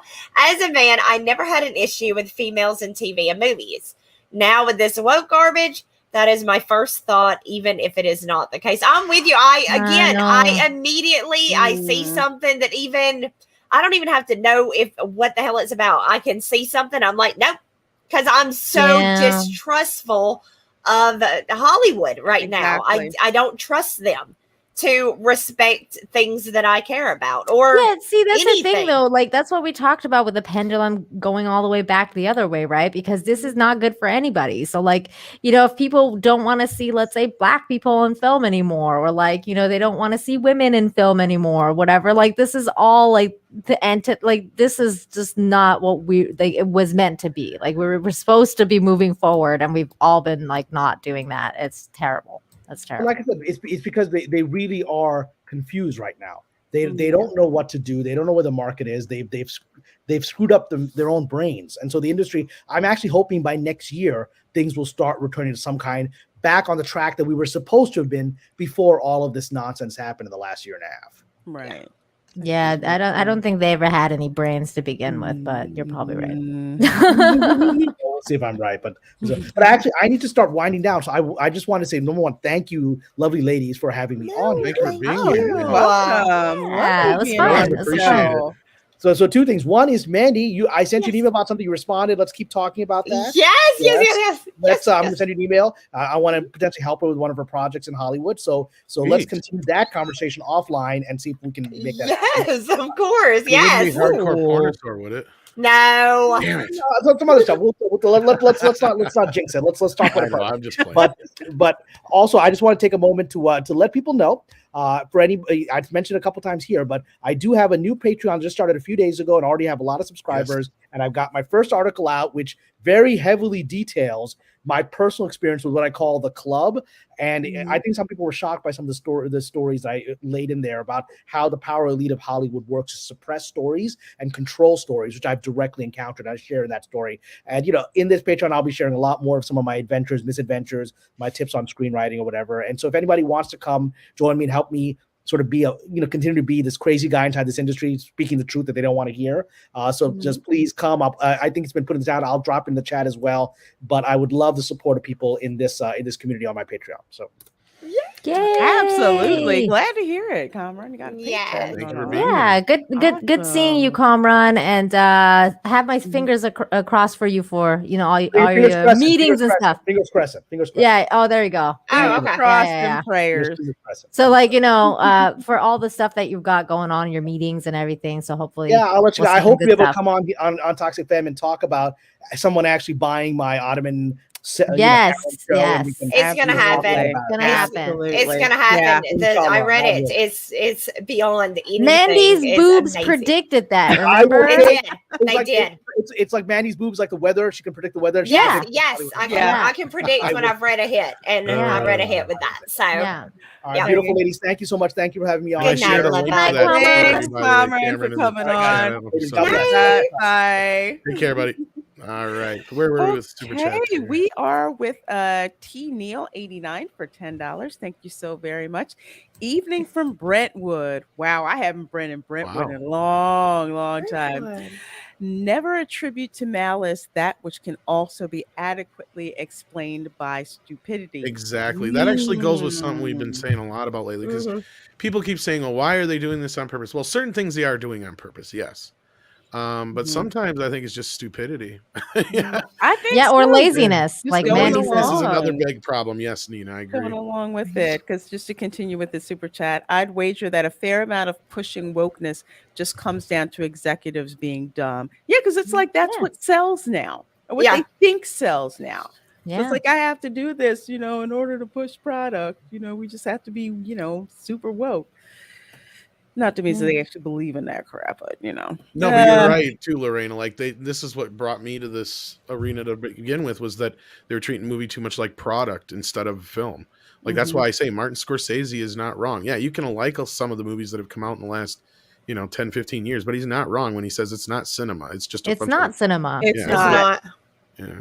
Anyway, really continue. Marilyn Zid, thank you so much for the $2. Says her chest makes me think she might be flatnicks. That's good, Marilyn Zid. I like that. I like it. Let's see, Deranged Lunatic for $2. Thank you so much, DL. Thank you. I like eating tacos a lot. Giggity. I know what that means. I know what that means, sir. Giggity. The Mega Wing Zero for $5. Thank you so very much. Hello, are you Gundam fans? Did you hear that the Gundam movie is now being made by Netflix? How bad do you think they're going to mess this up? I don't know that much about Gundam. I'm more into Transformers than I am for Gundam, but I know what it is. And I think they're gonna mess it up just with Netflix's. I didn't know about it at all until right this second, and I don't know if you can tell by my facial expression, but I'm like, oh no, I don't want them touching it. I don't. No. Here's the thing: it's like Netflix has had like such a shit record with making anime movies, like Death Note, and it's like just stop making it. Because you suck. I don't understand why you keep going back to that well. So I don't know if it's a case, even still, I don't have that much faith in it, but is it a case of Netflix distributing this movie and there's another production company that's actually doing it? Yeah. But either way, on Netflix, I take that back, because there's some movies, not that they're reboots, but some movies that are distributed by Netflix that were done by someone else, like Extraction, that was actually extremely good. But when it comes to anime, I think the most important thing to remember here is if Netflix keeps buying these fucking pieces of shit, they're going to keep making these pieces of shit because it takes no work. Look how little work they're putting into it. They don't even have to. She didn't even give the right description of Faye.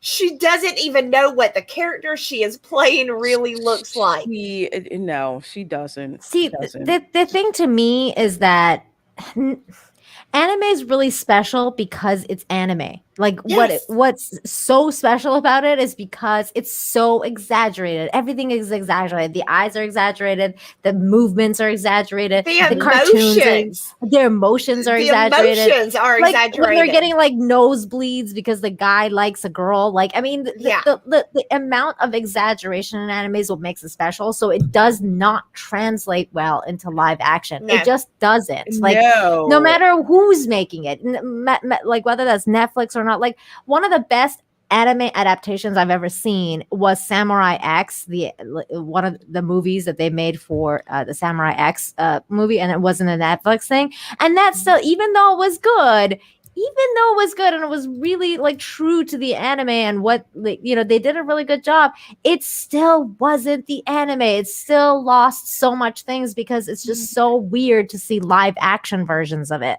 So I don't know. It's just, I'm just not into it. So like Nina was saying, there's certain things in anime that are exaggerated. Like there's a scene in Cowboy Bebop that has to deal. Spike is there. I'm not going to spoil it because Mandy needs to see it. Mm-hmm. There's a scene that is so freaking heartbreaking, and the way that they did it, there's no way I could see them doing it in live action. There's so much emotion that comes out because of what they can do in anime to drag that out, and it's necessary for the story. I can't see them really doing it.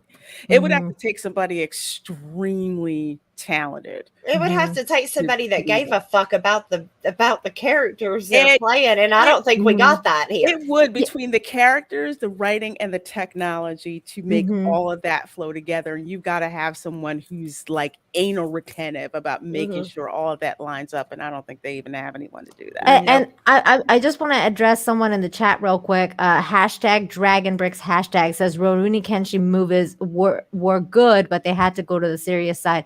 And they did. And that's, again, one of the reasons that they lost some of that edge, right? Because in the anime, the humor mixed with the amount of seriousness there was like really perfect. Whereas when they tried to do funny, it didn't really work with Rurouni Kenshin, like the live action. It just doesn't work. There's something that gets lost in that translation. And I just think that all anime live action is going to suffer from it, especially Gundam. Like that is, oh man, if they're really doing Gundam live action, that's not going to bode well. Yeah, Jesus, that's what I'm talking about. It will be so difficult. I mean, I can't. It would have to take somebody extremely talented to even like attempt that. Right. So where are we with this super chest? Because we got to get Xenobit, I think. Yeah. Or no, Bobo Yogi. Bobo Yogi. I don't know whose turn it is. And it's Lorena's. That's you. That's you, Nina. Because I is it? Okay. Yeah, I did. Bobo Yogi, thank you so much for the $2. Says if they gender swap Ein, that's the last straw. That or gender swapping Ed. Either one. I'm not down with it. I don't think they're gonna do it, but we'll see. We haven't seen anything yet. So yeah. Andy, you want to get Xenobit? Sure. Xenobit for $10. Thank you so much, Lovebug. Just what is that acquired to me? During Ramadan, you only abstain from eating during the day. Muslim vampires can still eat after sunset. Muslim vampire gremlins, however, have it really tough. Tight meal window. That is true. That is true. Can't feed them after midnight. Can confirm. That's true. True. That is true. Those Mogwais get crazy after midnight. You got to watch it. You know what? Have you seen the new commercial? I think, was it Mountain Dew? All I know is there's Gizmo. I have seen it. That one. It's cute. I haven't seen it. It's very cute. It's cute. We have drive-by commenter for $10. Thank you so very much. I like that name. I do too. I like that. It's cool. Reread Akira again and more convinced than ever. These folks need to make more Edge of Tomorrows rather than cashing in on popular anime brands and BuzzFeed tier rage bait.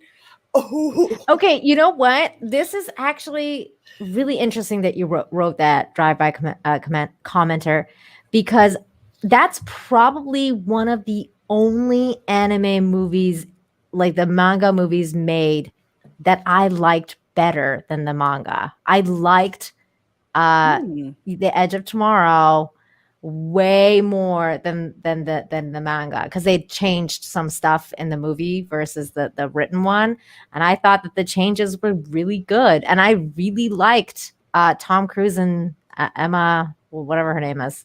Emma Stone? No, Emily Blunt. Sorry, I always. There you go. There we go. It was a really good adaptation. That's probably it was lightning in a bottle. Okay, I am gonna go while y'all watch this. I'm gonna go grab my medicine because I feel I'm go. Yeah, I'll be right back. Go get it, girl. Go get it, girl. So to close it out, we're gonna listen to this chick in her own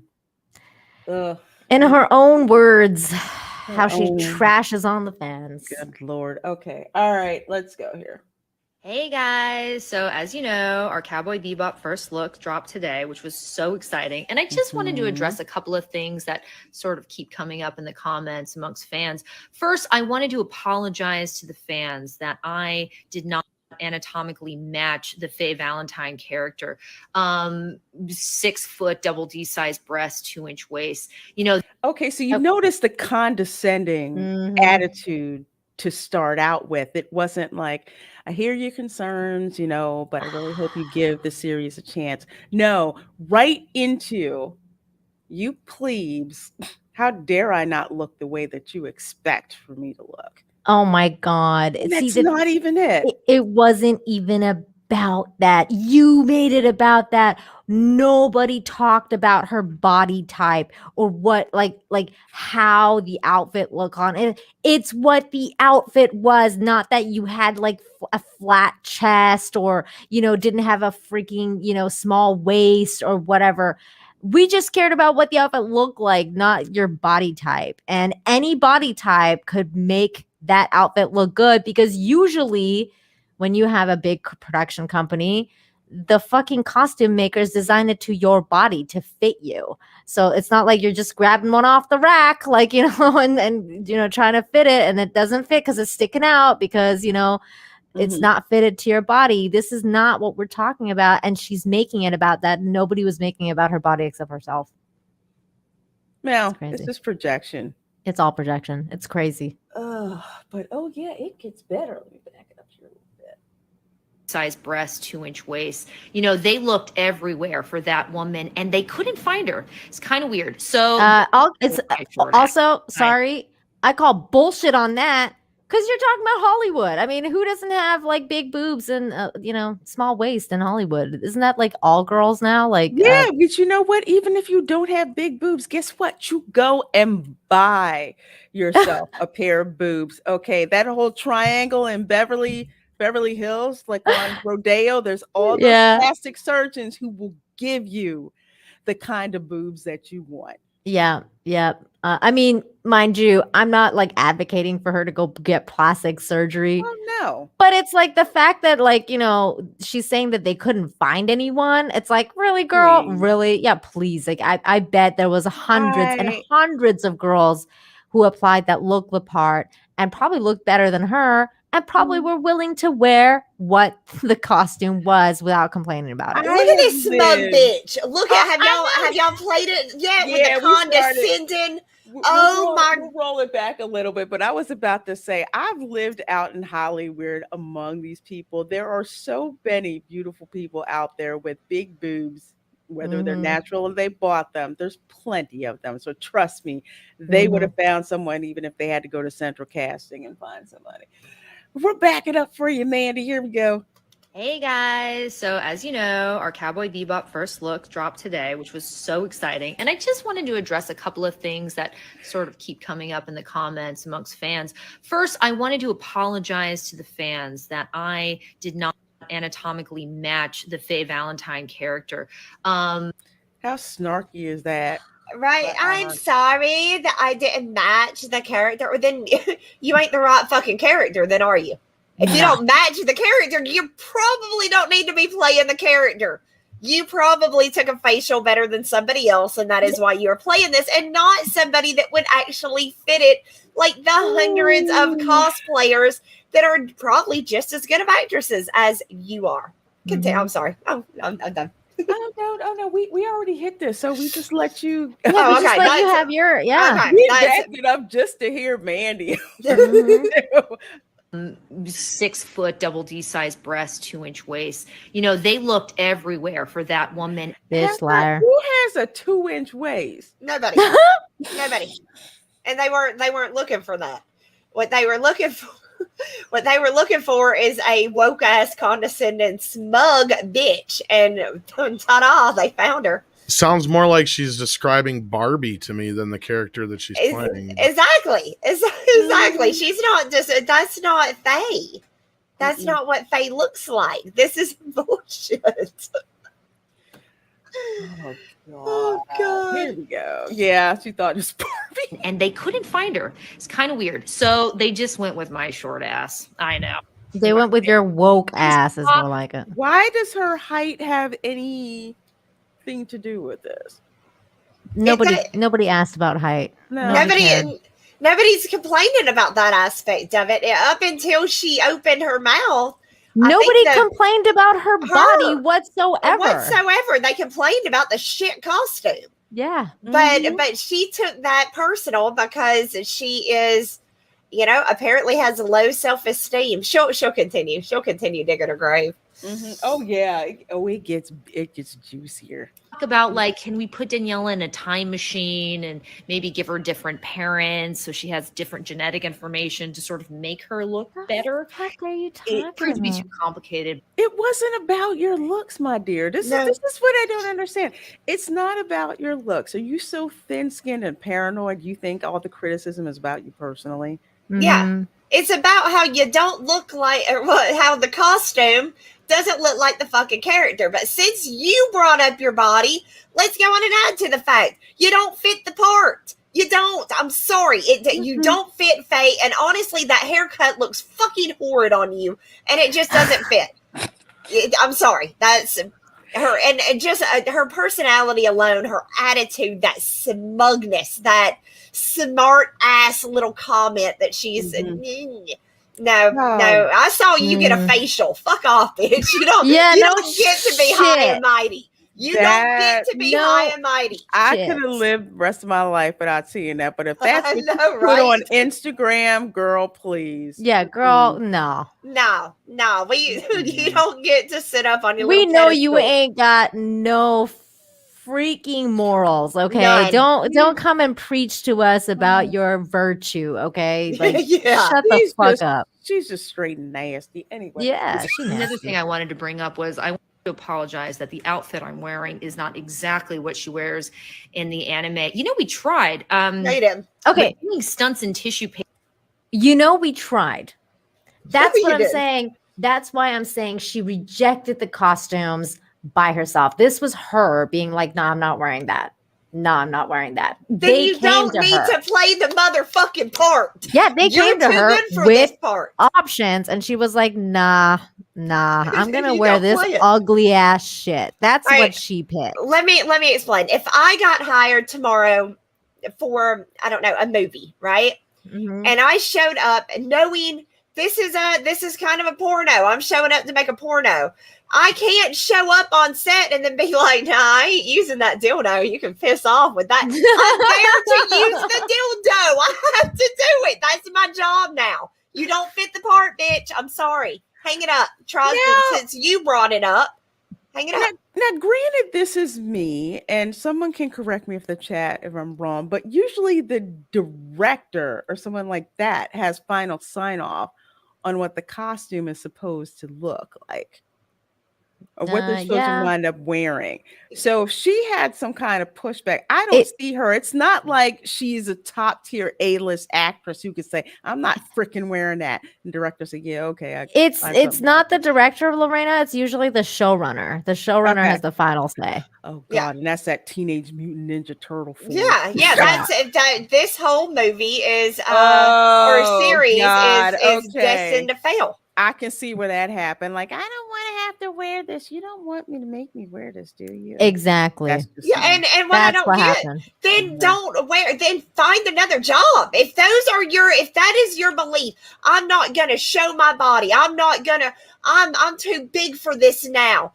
Then this is not the character you need to play. Because when you read the fucking script, you should have cared enough, just a speck enough, to go and buy the fucking Blu-ray. I went and bought the Blu-ray just to do a stream with Lorena. This bitch didn't buy the Blu-ray. I bet you she's never watched a single episode of Cowboy Bebop. Never. She doesn't know shit. She doesn't know who Faye is. My agent said, okay, I need to go and do this part. Cowboy Bebop. Yeah, okay, whatever. Give me the lines I have to do this audition, and that's it. Yeah. Give a crap about the property. It's not like she's saying, I heard that there's this, this iconic anime. I'm glad to be a part of it. Grateful. It's like, no. A lot of these Hollywood people, it's just another job. They don't care about You can tell by the way she starts this video by being like, oh, so like our Cowboy Bebop stuff dropped, and like I've been reading stuff from the fans of the show, which basically she's not one of, because she's like, she's putting herself like separate from the fans of the show. Oh, fans of the show can basically fuck right off, like with what they said. You can just feel just the I can't freaking stand you. No, this yes, this bitch hates us. Yeah. She does not like any of the fans. No. She doesn't care anything about the fans. She doesn't care about me. Yeah, you don't exist to her. You don't exist to her because none of us do. How many times, I mean, let's be honest here. How many times, ladies, have you wore something tight? I'm wearing something tight right now. I'm wearing tight stuff. How many times? How many times has it been sucked up your crevices? Not because we don't got a fucking gaper like she does. That's the problem. Exactly. It's called drawers. It's called tastefully. It's called 4-way stretch material, or if anybody who's ever been a dancer, you do that. Even the rubber on the butt that keeps lined up and whatnot. No, for real, I have to sometimes lay on the bed to get my jeans to zip up when they're so tight, and don't nothing go up in no crevices because I ain't been. I don't know. She's worn out. She was rode hard and hung up wet. Yeah, she's a loosey goosey. She's a loosey goosey. See, the thing is that it's not even about like that aspect of it now. It's like, girl, like there is so many things that they could have done with the costume. Like, and the thing is like girls like us, if you're going to the club or whatever, right, you're wearing something that's uncomfortable just to look good to go out. Yeah. Like, that's it. You don't care. It's uncomfortable shit. No. It rides up sometimes and you're like, oh, fuck. Like, you got to be really uncomfortable and you're just going to the club. Okay. Nothing's going on. This chick's getting paid thousands of dollars to do this show and she's complaining about looking hot. Like, I mean, come on, this is just stupid. I could get paid to wear hot pants and a bra and get filmed for it and, do all kinds of stunts, trussed up on a wire, I'd do it too. I wouldn't complain. I wouldn't either. It's almost a documentary. You know what? It is almost like taking the role of a Mandalorian and then bitching about the fact you got to wear the fucking helmet. Exactly. Doesn't that seem a little bit of like those two need to meet? Yeah, those two need two peas in a pod. They could be miserable together. They can make each other miserable. It would be great. Well, this gets better. Let's see if she wraps paper. Things disappear. They rip. Sometimes it just got.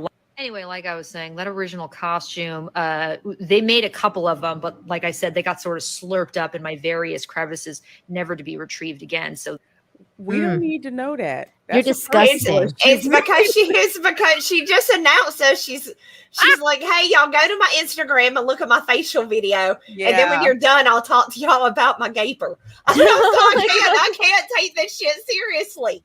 How are you supposed to? I'm surprised that video didn't say hashtag money shot across it. Right. Honestly. Who talks about themselves like that? Like, it got lost in my crevices. Like, damn, girl, have some self-respect. Like, Jesus. Yeah, she's like, they're still up there. They're still there. They were never seen again. They were never seen again because you have a cave, basically. It's like a cave of wonders that nothing ever comes out. That's what's happening. Yeah, that's exactly what's happening, except the wonders are they're rotten or There's something. Some wonders, some of us do not want to. Yeah, those aren't my kind of wonder. Oh, God. We needed to really build something that could withstand the test of time. So just, so in other words, basically, you plebes, you have some freaking nerve. God, she makes criticizing what I'm wearing. I should be able to, wear what I want, which is perfectly fine. If you have, issues with the costume, that's fine. But why trash the fans? Yep. That's the part that was unfreaking. That's what I have a problem with. That's the issue here. She is a smug, hateful bitch. Mm-hmm. Who does not appreciate the fans that she expects to go and give her money. Look at that! Look at this shit! Look at that! That's the one. That's the one. Look at this. Earlier, this was from so this was from Anna, and it's just like, look. So she had this outfit on before in another movie. All right, it's an episode of something. So if you scroll down on that, the quartering asked what this is from, and then somebody answered him. It's from like the episode of something. It's on the original post. Okay. I was going to say something really crude to fill the silence, but I won't. It was coming. And I done dropped the word gay for earlier, so y'all can only imagine what was Say it now. You can say it.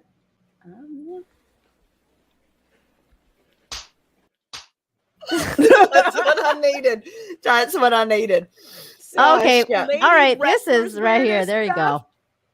And I have watched years of the gorgeous ladies of wrestling. Glow, like what? Glow was awesome. Glow was off the chain. Glow was awesome.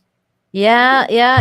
Because you get so many comments about, oh, those are just still shots of those cosplayers. Like, fuck that, because they're not moving around. It's just a still shot, and it's like, bitch. No. Yeah, do you have any idea what cosplayers do when they put these costumes together? They have to like measure, like when they're standing, sitting, bending over, moving around. And they're not just standing there with the costume on. They're walking around conventions. They're taking pictures of people. You can't have your costume like ripping all over the place. No, so they're very functional. Yeah, they're squatting down to get pictures with fans. The idea, I mean, she's clearly lying. And that, I think, is honestly, to me, even the fact that she insulted the fans, which she damn sure did.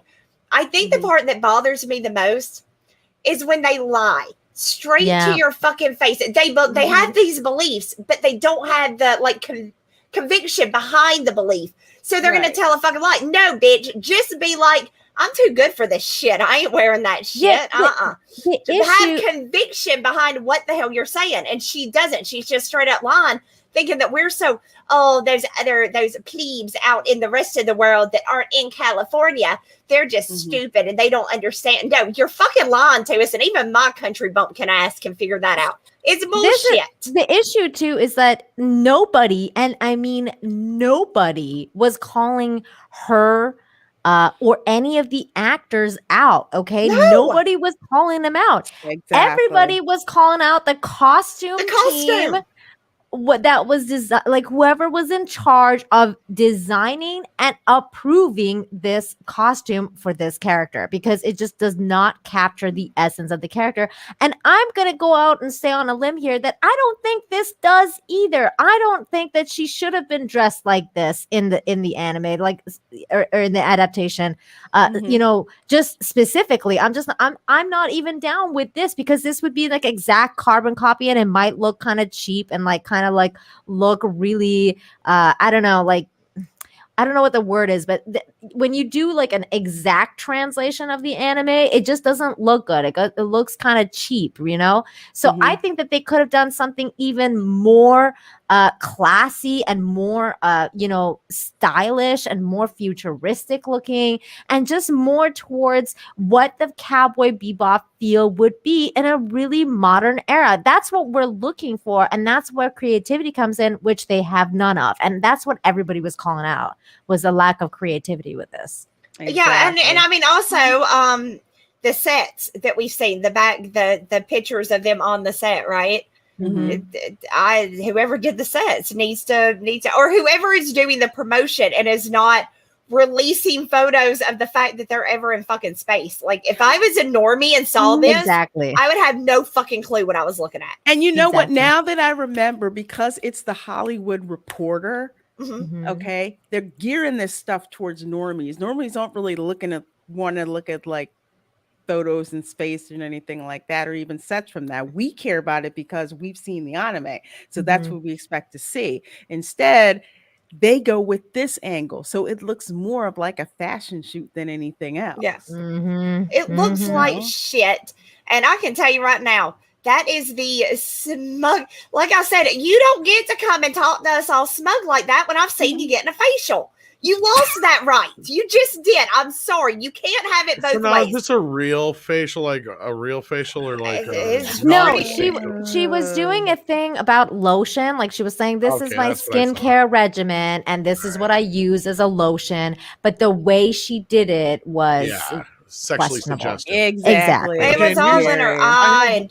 Ew. Yeah, it was on her face. Yeah, she got it was disgusting. Ew. I always have one answer to anybody who says, "Oh, you can never do that in live action." Thank you. There you go. Thank you very much. Yes, you can. No, There she could you do go. it. She could do it. She's just a bitch, and she just didn't want to. That's the thing. She doesn't want to. That's why I keep saying it's not even that the costume team didn't have a great costume. And she even said we had an OG costume that was designed like Faye's.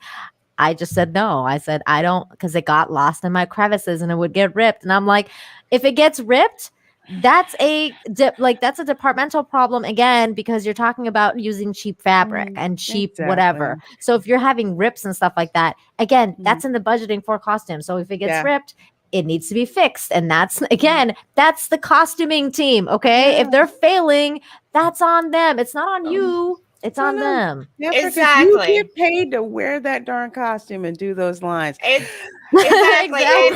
And Mika Ginger, I see you love. And no, I'm not saying that once you take the frosting, you're done in my eyes. It's not to that level. But if you're a smug bitch, then I have a problem with it, because you a dirty hoe. You a dirty hoe, first of all, for doing some nasty shit like that publicly. Even if it wasn't real. In my mind, that shit was real. And it was gross. And you did it publicly. You can't be smug. Be a funny slut if you're going to be one. Be humorous about it. I'm gonna make one last point before we get to the super chats, because I know we want to wrap things up. But the only other thing that I have to say about this is that, listen, I really, really wanted to give this a shot. Like, I really was going into Cowboy Bebop, understanding Netflix's history with Death Note, understanding that, the anime doesn't translate to live screen usually well, understanding all that, but I was still willing to be like, you know what, I'm gonna give it a shot. I'm gonna the guy who plays Spike has range. I've seen him in different things. I can see that maybe he can do it depending on how he acts and everything.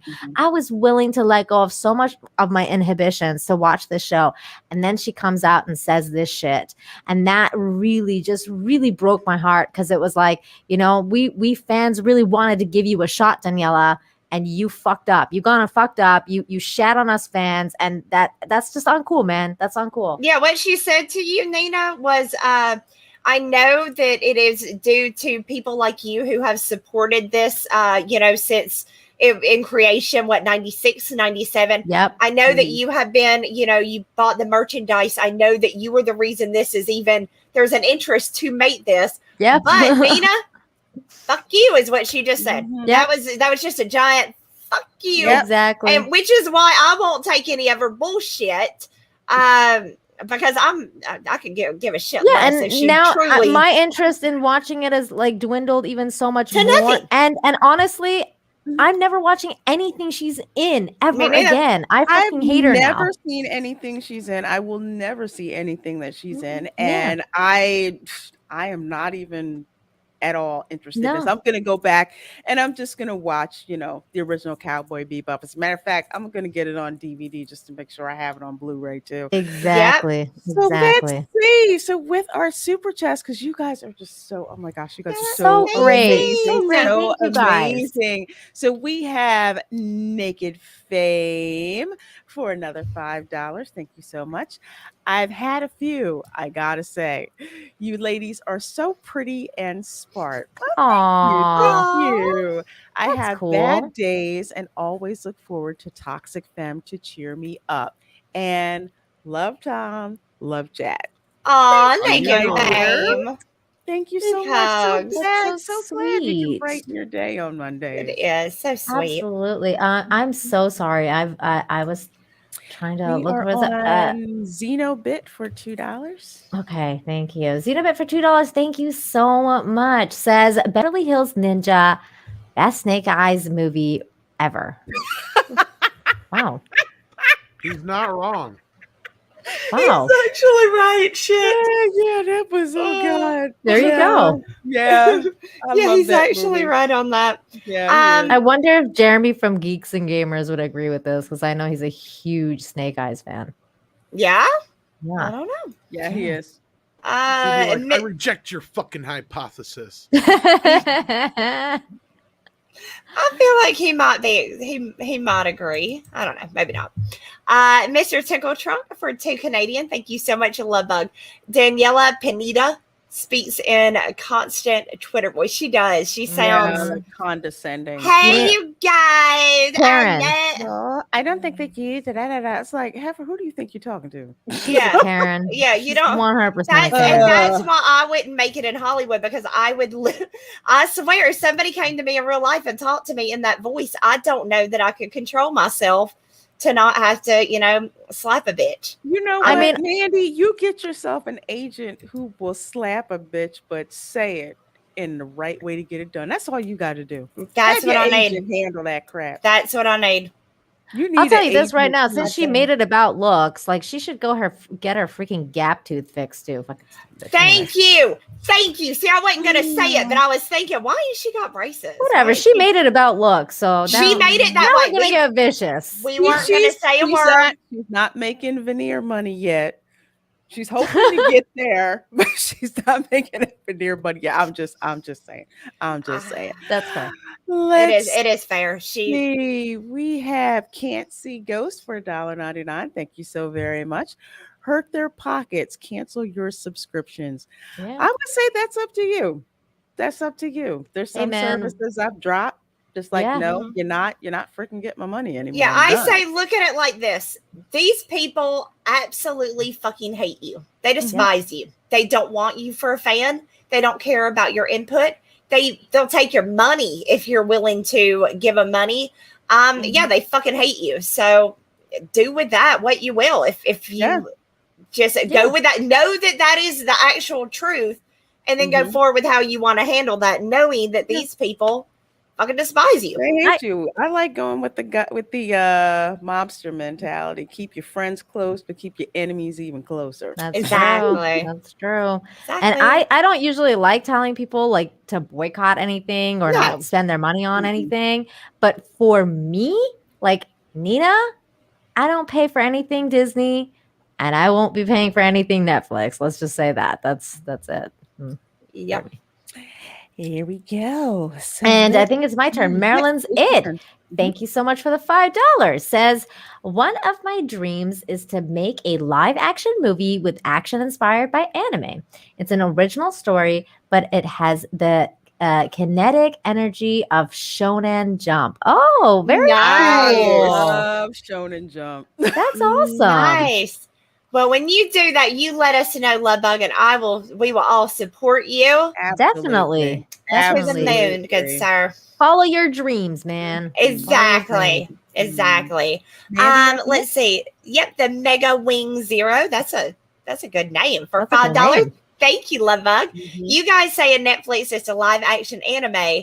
Is Yui Bowl is to video game movies? Yui Bowl, House of the Dead. That was a god. Movie. That House of the Dead movie? Oh my god. It went into Monster Vision. Like they would scratch the screen and I loved how like the House of the Dead. Pew! I used to play that game all the time, House of the Dead too. Suffering like G did. There was this actor in the House of the Dead movie. He was so hot, but man, I was just like, that was a horrible movie. As soon as they started doing the scratches across the screen like they did in the video game, I was like, oh no, I'm suffering like G did for sure. Yui Bowl is to video game movies like Michael Bay is to Transformers movies. Oh, that's interesting. The analogy.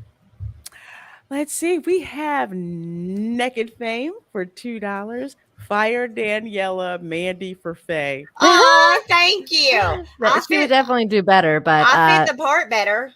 She wouldn't. The accent, though. I don't know. Accent would kill it. The accent would kill it. Get yourself a voice coach. You'll be good. There you go. You just gotta get a voice coach. I don't think this redneck's ever gonna go away. I think I could live somewhere else for 30 years and take all the classes, and I'm still gonna sound like I shop at the Piggly Wiggly when it's done. Piggly Wiggly. That's the only supermarket I will stop and take pictures of because no one believes me. I can't believe that's a real place. It's a real place. It's got a pig on the front. We used to have a Piggly Wiggly in my hometown, but now they're not no more. No, they closed down. A lot of the pigs went down. But they used to have the commercial, I'll meet you at the pig. And it was Oh like, my oh, god, no. that's hilarious. Is it my turn? I don't know. Yes, it is. Yes, it is. Okay, Dark King, thank you so much for the $2. Says, ladies, how much for you to stream wearing tissue? Oh, no. No. I'll do it for Tree Fitty. Tree Fitty. Dang, you expensive, Tom. Not now. No. I'm just thinking about how much tissue it would take to cover all that. That's like $10 worth of tissue, right? I'll wear be more than that. Bra, but I'm not wearing tissue. Nah. Now remember, this is for me. This is Tree Fitty for Tom. Tree Fitty for Tom. There you go. Streaming tissue paper. Tree Fitty. Please, nobody pay him Tree Fitty. I'm paying him Tree Fitty. I'm paying him. Mandy, are you Adam Wofford? Sure, Adam Wofford for $5. Thank you so much, Lebug. The Gundam Universal Century is about Earth Federation versus space colonizing Nazis fighting for independence and light psychics. It gets weird late. Oh, okay. I had no idea. I've never watched Gundam, but that sounds crazy. It, but giant freaking robots. I love that. Let's There's see. There's lots of those in there. That's for sure. Oh my god, I love that Lorena's got this one. Oh, this is great. This is great. This is so great. She's the classiest one, and she has to say it. I'm laughing because I've heard so many freaking military guys say this. Andrew 46 and 2, thank you so much for the $5 super chat. Throw that hot dog down the hole.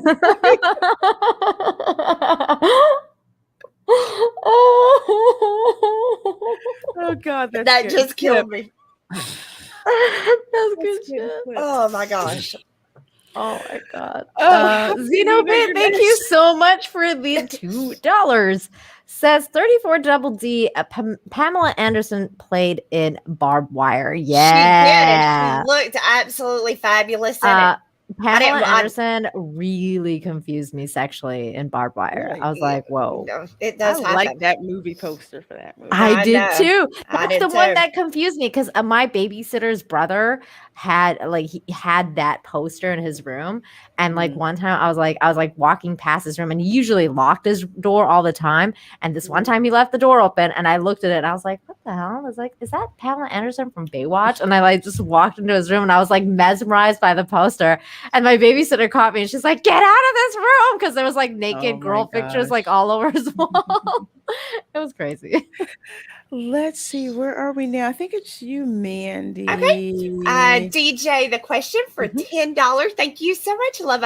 Oh my God, Mandy, I love how soon you came back and saw the video. The first words out of your mouth was, look at this smug bitch. Oh, girl, I love you too, Love. Yes. Thank you. Now I've been waiting for that one because I saw that and it really pissed me off. And I'm not even like a massive Cowboy Bebop fan. I appreciate it, and I eventually I'll finish the season of it and everything.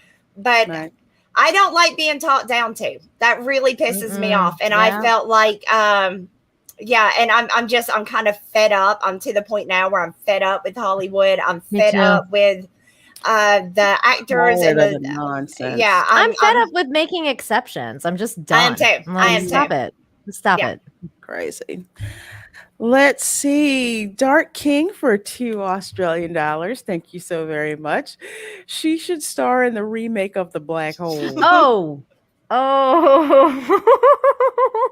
That's why she said that. She's auditioning. Well, she's hoping to be picked up for that movie next. That's why everything was, getting lost in those crevices because that's what she got down there. It's a black hole. It is. And then we had E. Clay Thomas, and thank you so much for the $5. Says maybe someone needs to flick Daniela Panetta's bean, $5,000 to put her in a better mood. You don't say that. I agree with you. She either needs. Well, actually, wait. She's had way too many D's. That's why The problem is she can't feel nothing down there anymore because it's been rubbed raw. There's no feeling left. It's like her empty heart. Now she's a smug bitch. I swear. Oh Lord. Mandy, you're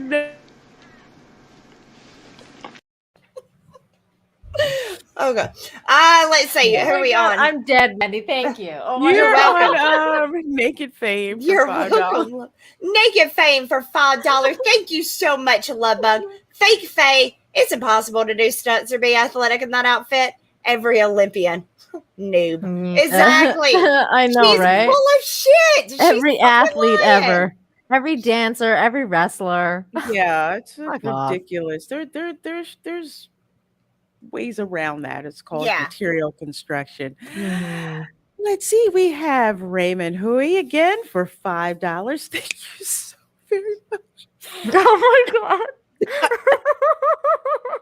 That's funny right there. That's funny, man. Oh man. This Daniela woman describes her crevices like they are a cross between the sandworms from Doom and the Sarlacc from Return of the Jedi. That is what she's doing. That's what I'm saying. I didn't know. It's not like I woke up today and I thought, you know what? I want to attack another female about her looks. I don't do that, but she brought it up. The complaint was merely the costumes are shit. She wanted to bring it up and play the victim and, I'm sorry, my body's not perfect. No, you're absolutely right. It's not. You don't fit the part. Shut the fuck up and move on.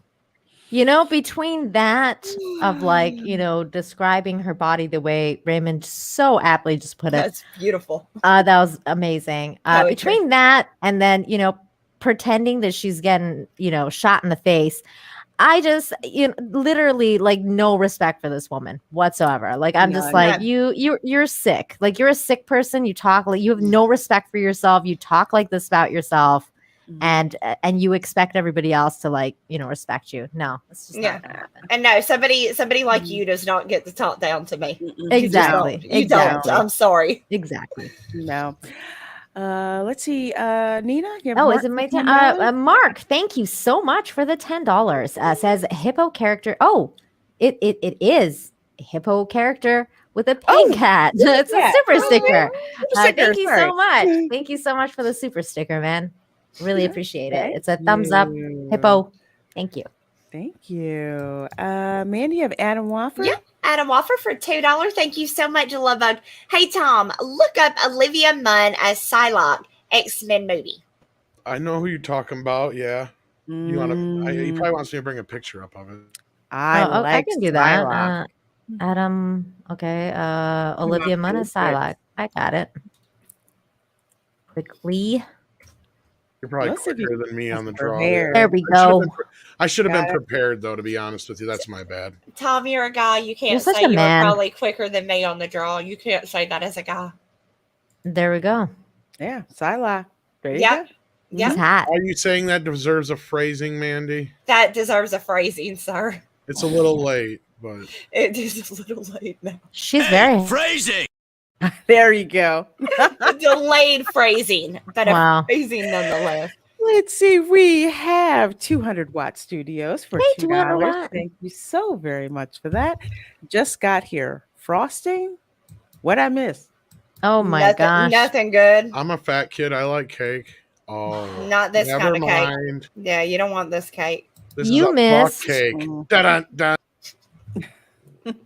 You missed that Daniela Panetta, whatever her name is, has a gaping cave of wonders that's not really wondrous at all for a vag. That's what's going on. Yeah. And it sucks up things like a black hole. Yeah. And a little bit like a sarlacc. I yelled at her, "You're mean. You're mean." She said, "Why did you say it twice?" I said, "I didn't." Oh my. Okay. I actually got that one.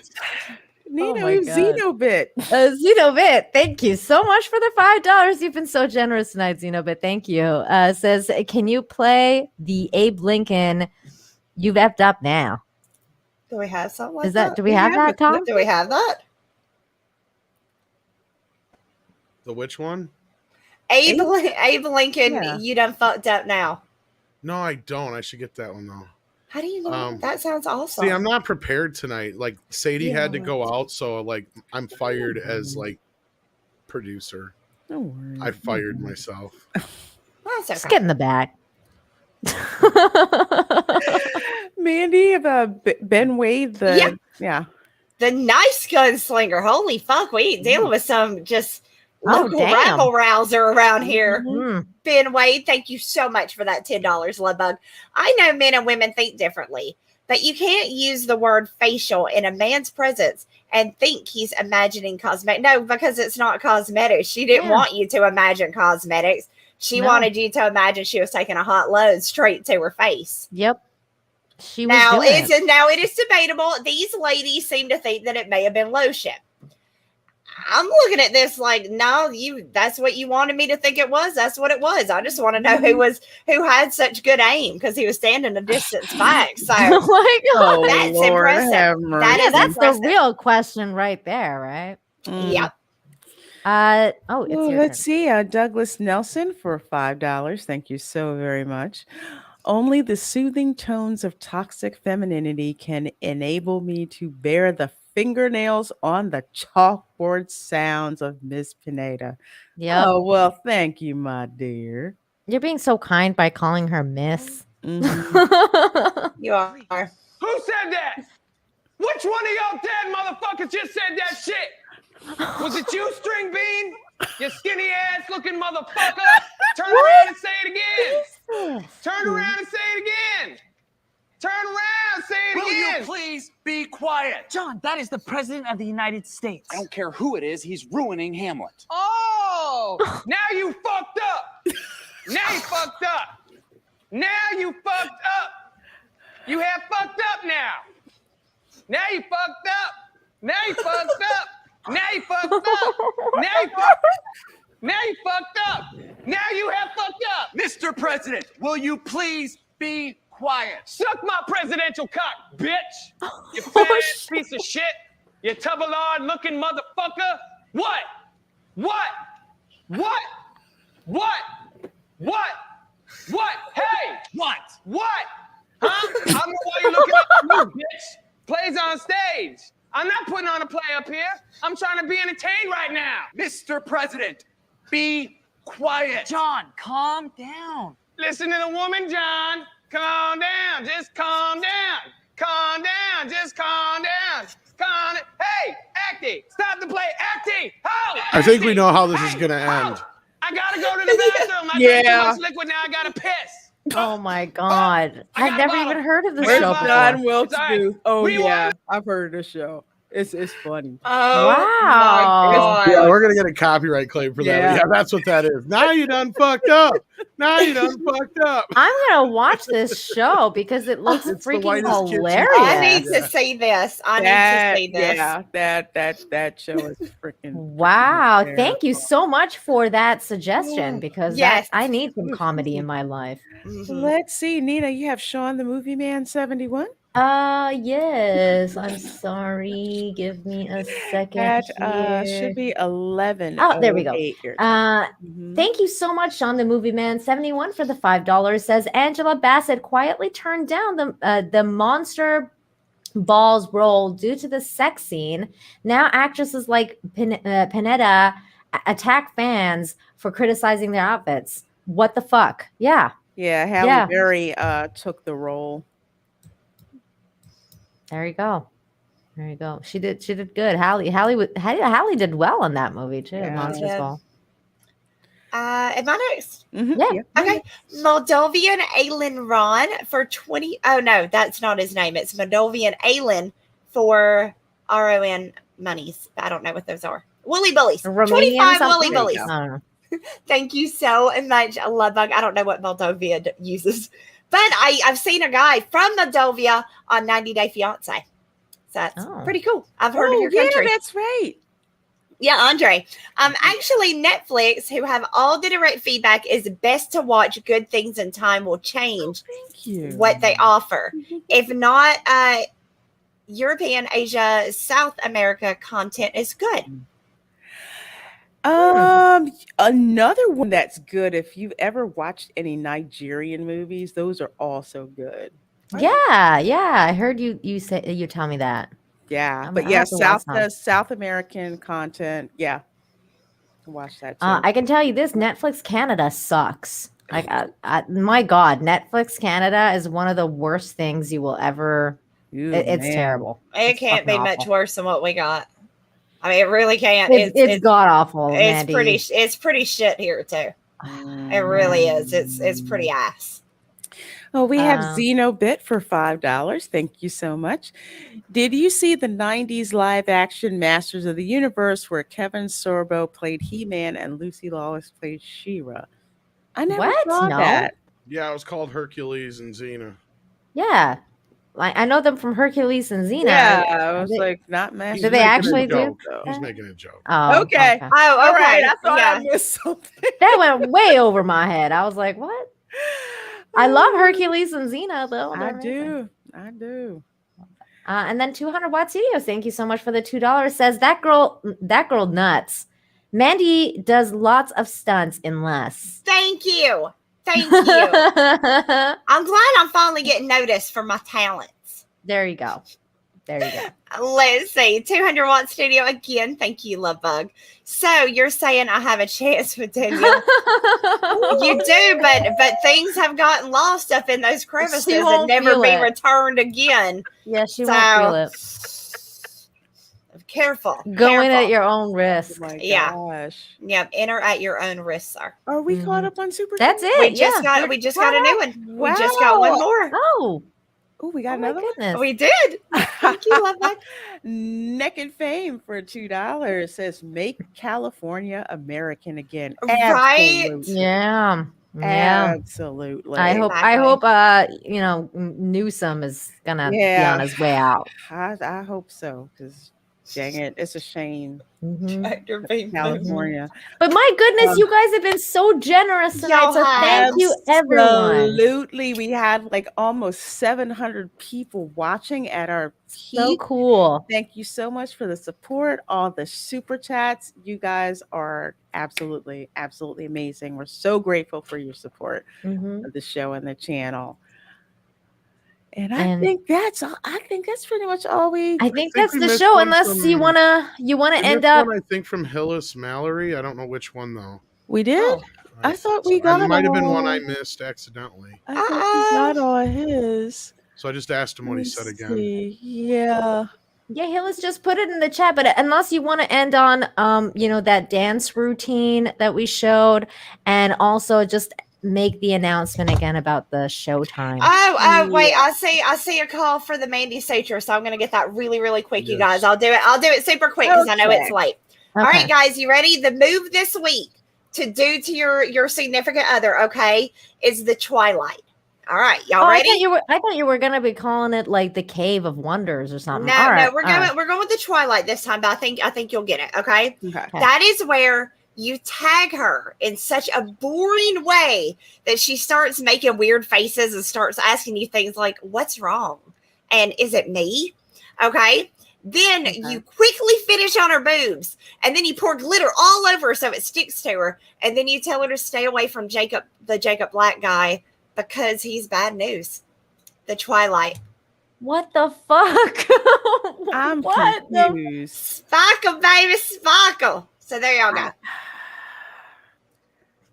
Everybody try that and let me know how that goes out for you. Don't try that, guys. No. I'm gonna ask for a technical change and say get like gold dust or silver dust, not the chunky glitter, because that stuff will get everywhere. That's true. That's true. That's what I was thinking. I'm like, don't do that. Everybody hates that shit. Just got one from Mark here who says, "Great show, ladies. Thank you so much." Thank you, Mark. Thank you. And the last one I got from you, Naked Fame, is the California one. So if you said something else, let me know. And same thing for Hillis Mallory, unless it was the Shang-Chi comment. Which, yeah, I mean, I was looking forward to Shang-Chi. I'm gonna wait for the 45 days though. I'm not gonna go waste my time probably see it in the theater unless Andre says we have to. So yeah. And we did a poll the other night, and most people just don't seem like they want to go see it. I'll probably hate watch it. Well, I don't think Shang-Chi is going to be bad. I'm thinking the Eternals is going to suck donkey dick. Yeah, I ain't got faith in none of it. I'm just gonna pass. Okay, yeah, we got the California one there, Naked Fame. So then, unless there was a different one you're talking about, Hillis Mallory, then we should be good. But yeah, Naked Fame said make Hollywood American again. Cool. We agree. And thank you guys. Oh, there's another one. There's one from Mandy. You want to read that one, Mandy? Love hearing about Mandy's fun life. Y'all think that happens to me, don't you? Y'all should feel bad for me. Y'all should definitely. I'm a victim of the Twilight. Well, folks, remembered. Oh, did we miss one? Oh, there's one more. Oh, okay. They keep firing in here. Andrew 46 and 2 says, I call it Taco Supreme. Just throw lettuce into lettuce and tomatoes. Oh my God, Tom, you said they keep firing it in there. That's what Daniela said about the costumes that kept getting sucked up. In there. Oh God. Well, folks, with that, please remember next week our new permanent time, 8 p.m. Eastern, 7 p.m. Central. So Toxic Femme. That means I lose an hour of my nap. That is true. That is true, but you get me an hour sooner. So yeah, we'll just send them over, some coffee and pizza. Yeah. I'll at least heat you up some Chef Boyardee in the microwave. Hey, that works too. Going to work. Oh, this cringe. Are we leaving on that? Are we going to leave on this cringe? Holy yeah, fuck. we're gonna. I apologize, gentlemen. Leave on this cringe, and for me, it's double cringe because I'm still trying to figure out just where in LA this was done. Can we click the arrow and see a big screen? Yeah. So, guys, picture this to the song "Let's Get Loud" by J-Lo. Let's get loud. Either way, imagine stopping. Better yet, let's do it to everything I wear looks like shit. Baby, I look good. Look, boom, boom, boom. Dick thrust in your face. That is a Disney dick thrust. Oh, wait, not Disney. Never mind. God damn it, I want it to be Disney. And that's in front of some cheap, cheesy, like Motel 6 wannabe.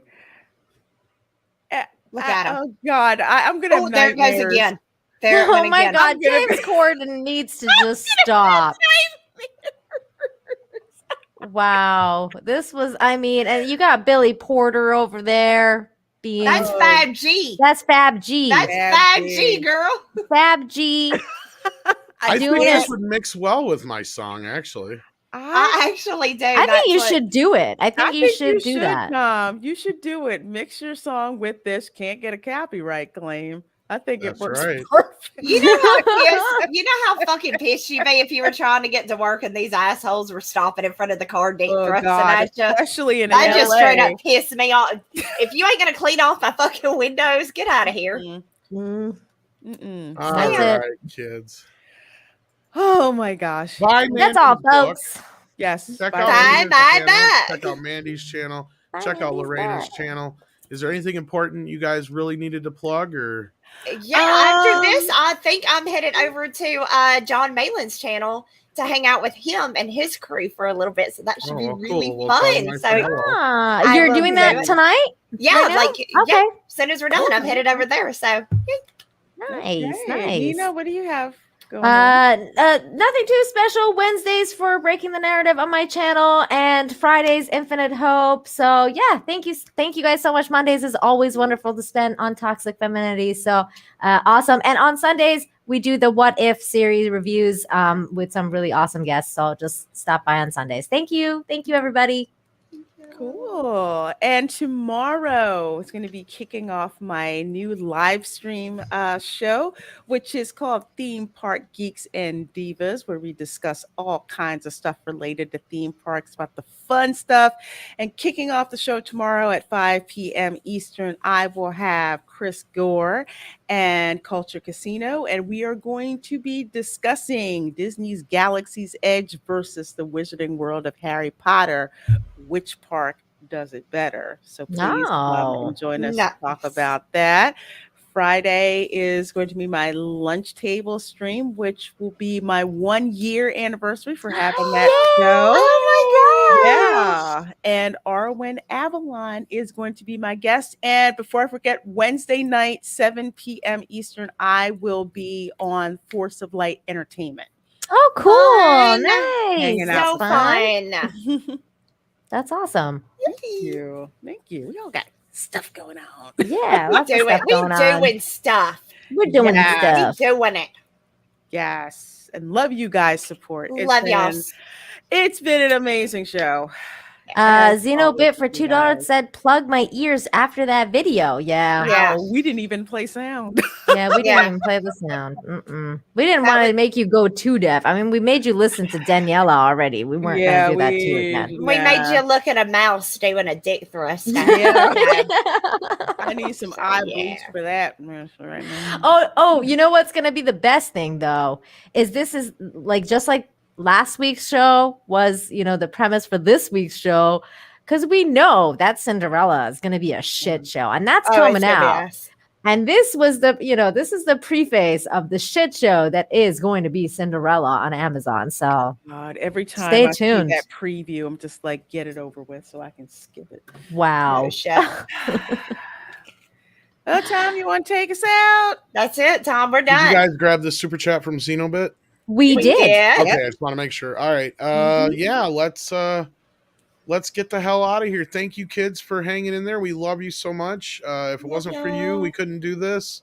And till next week, remember, at an earlier time, hour earlier than normal. Hour earlier. Yeah. All right. Love y'all. Take care, guys. Bye.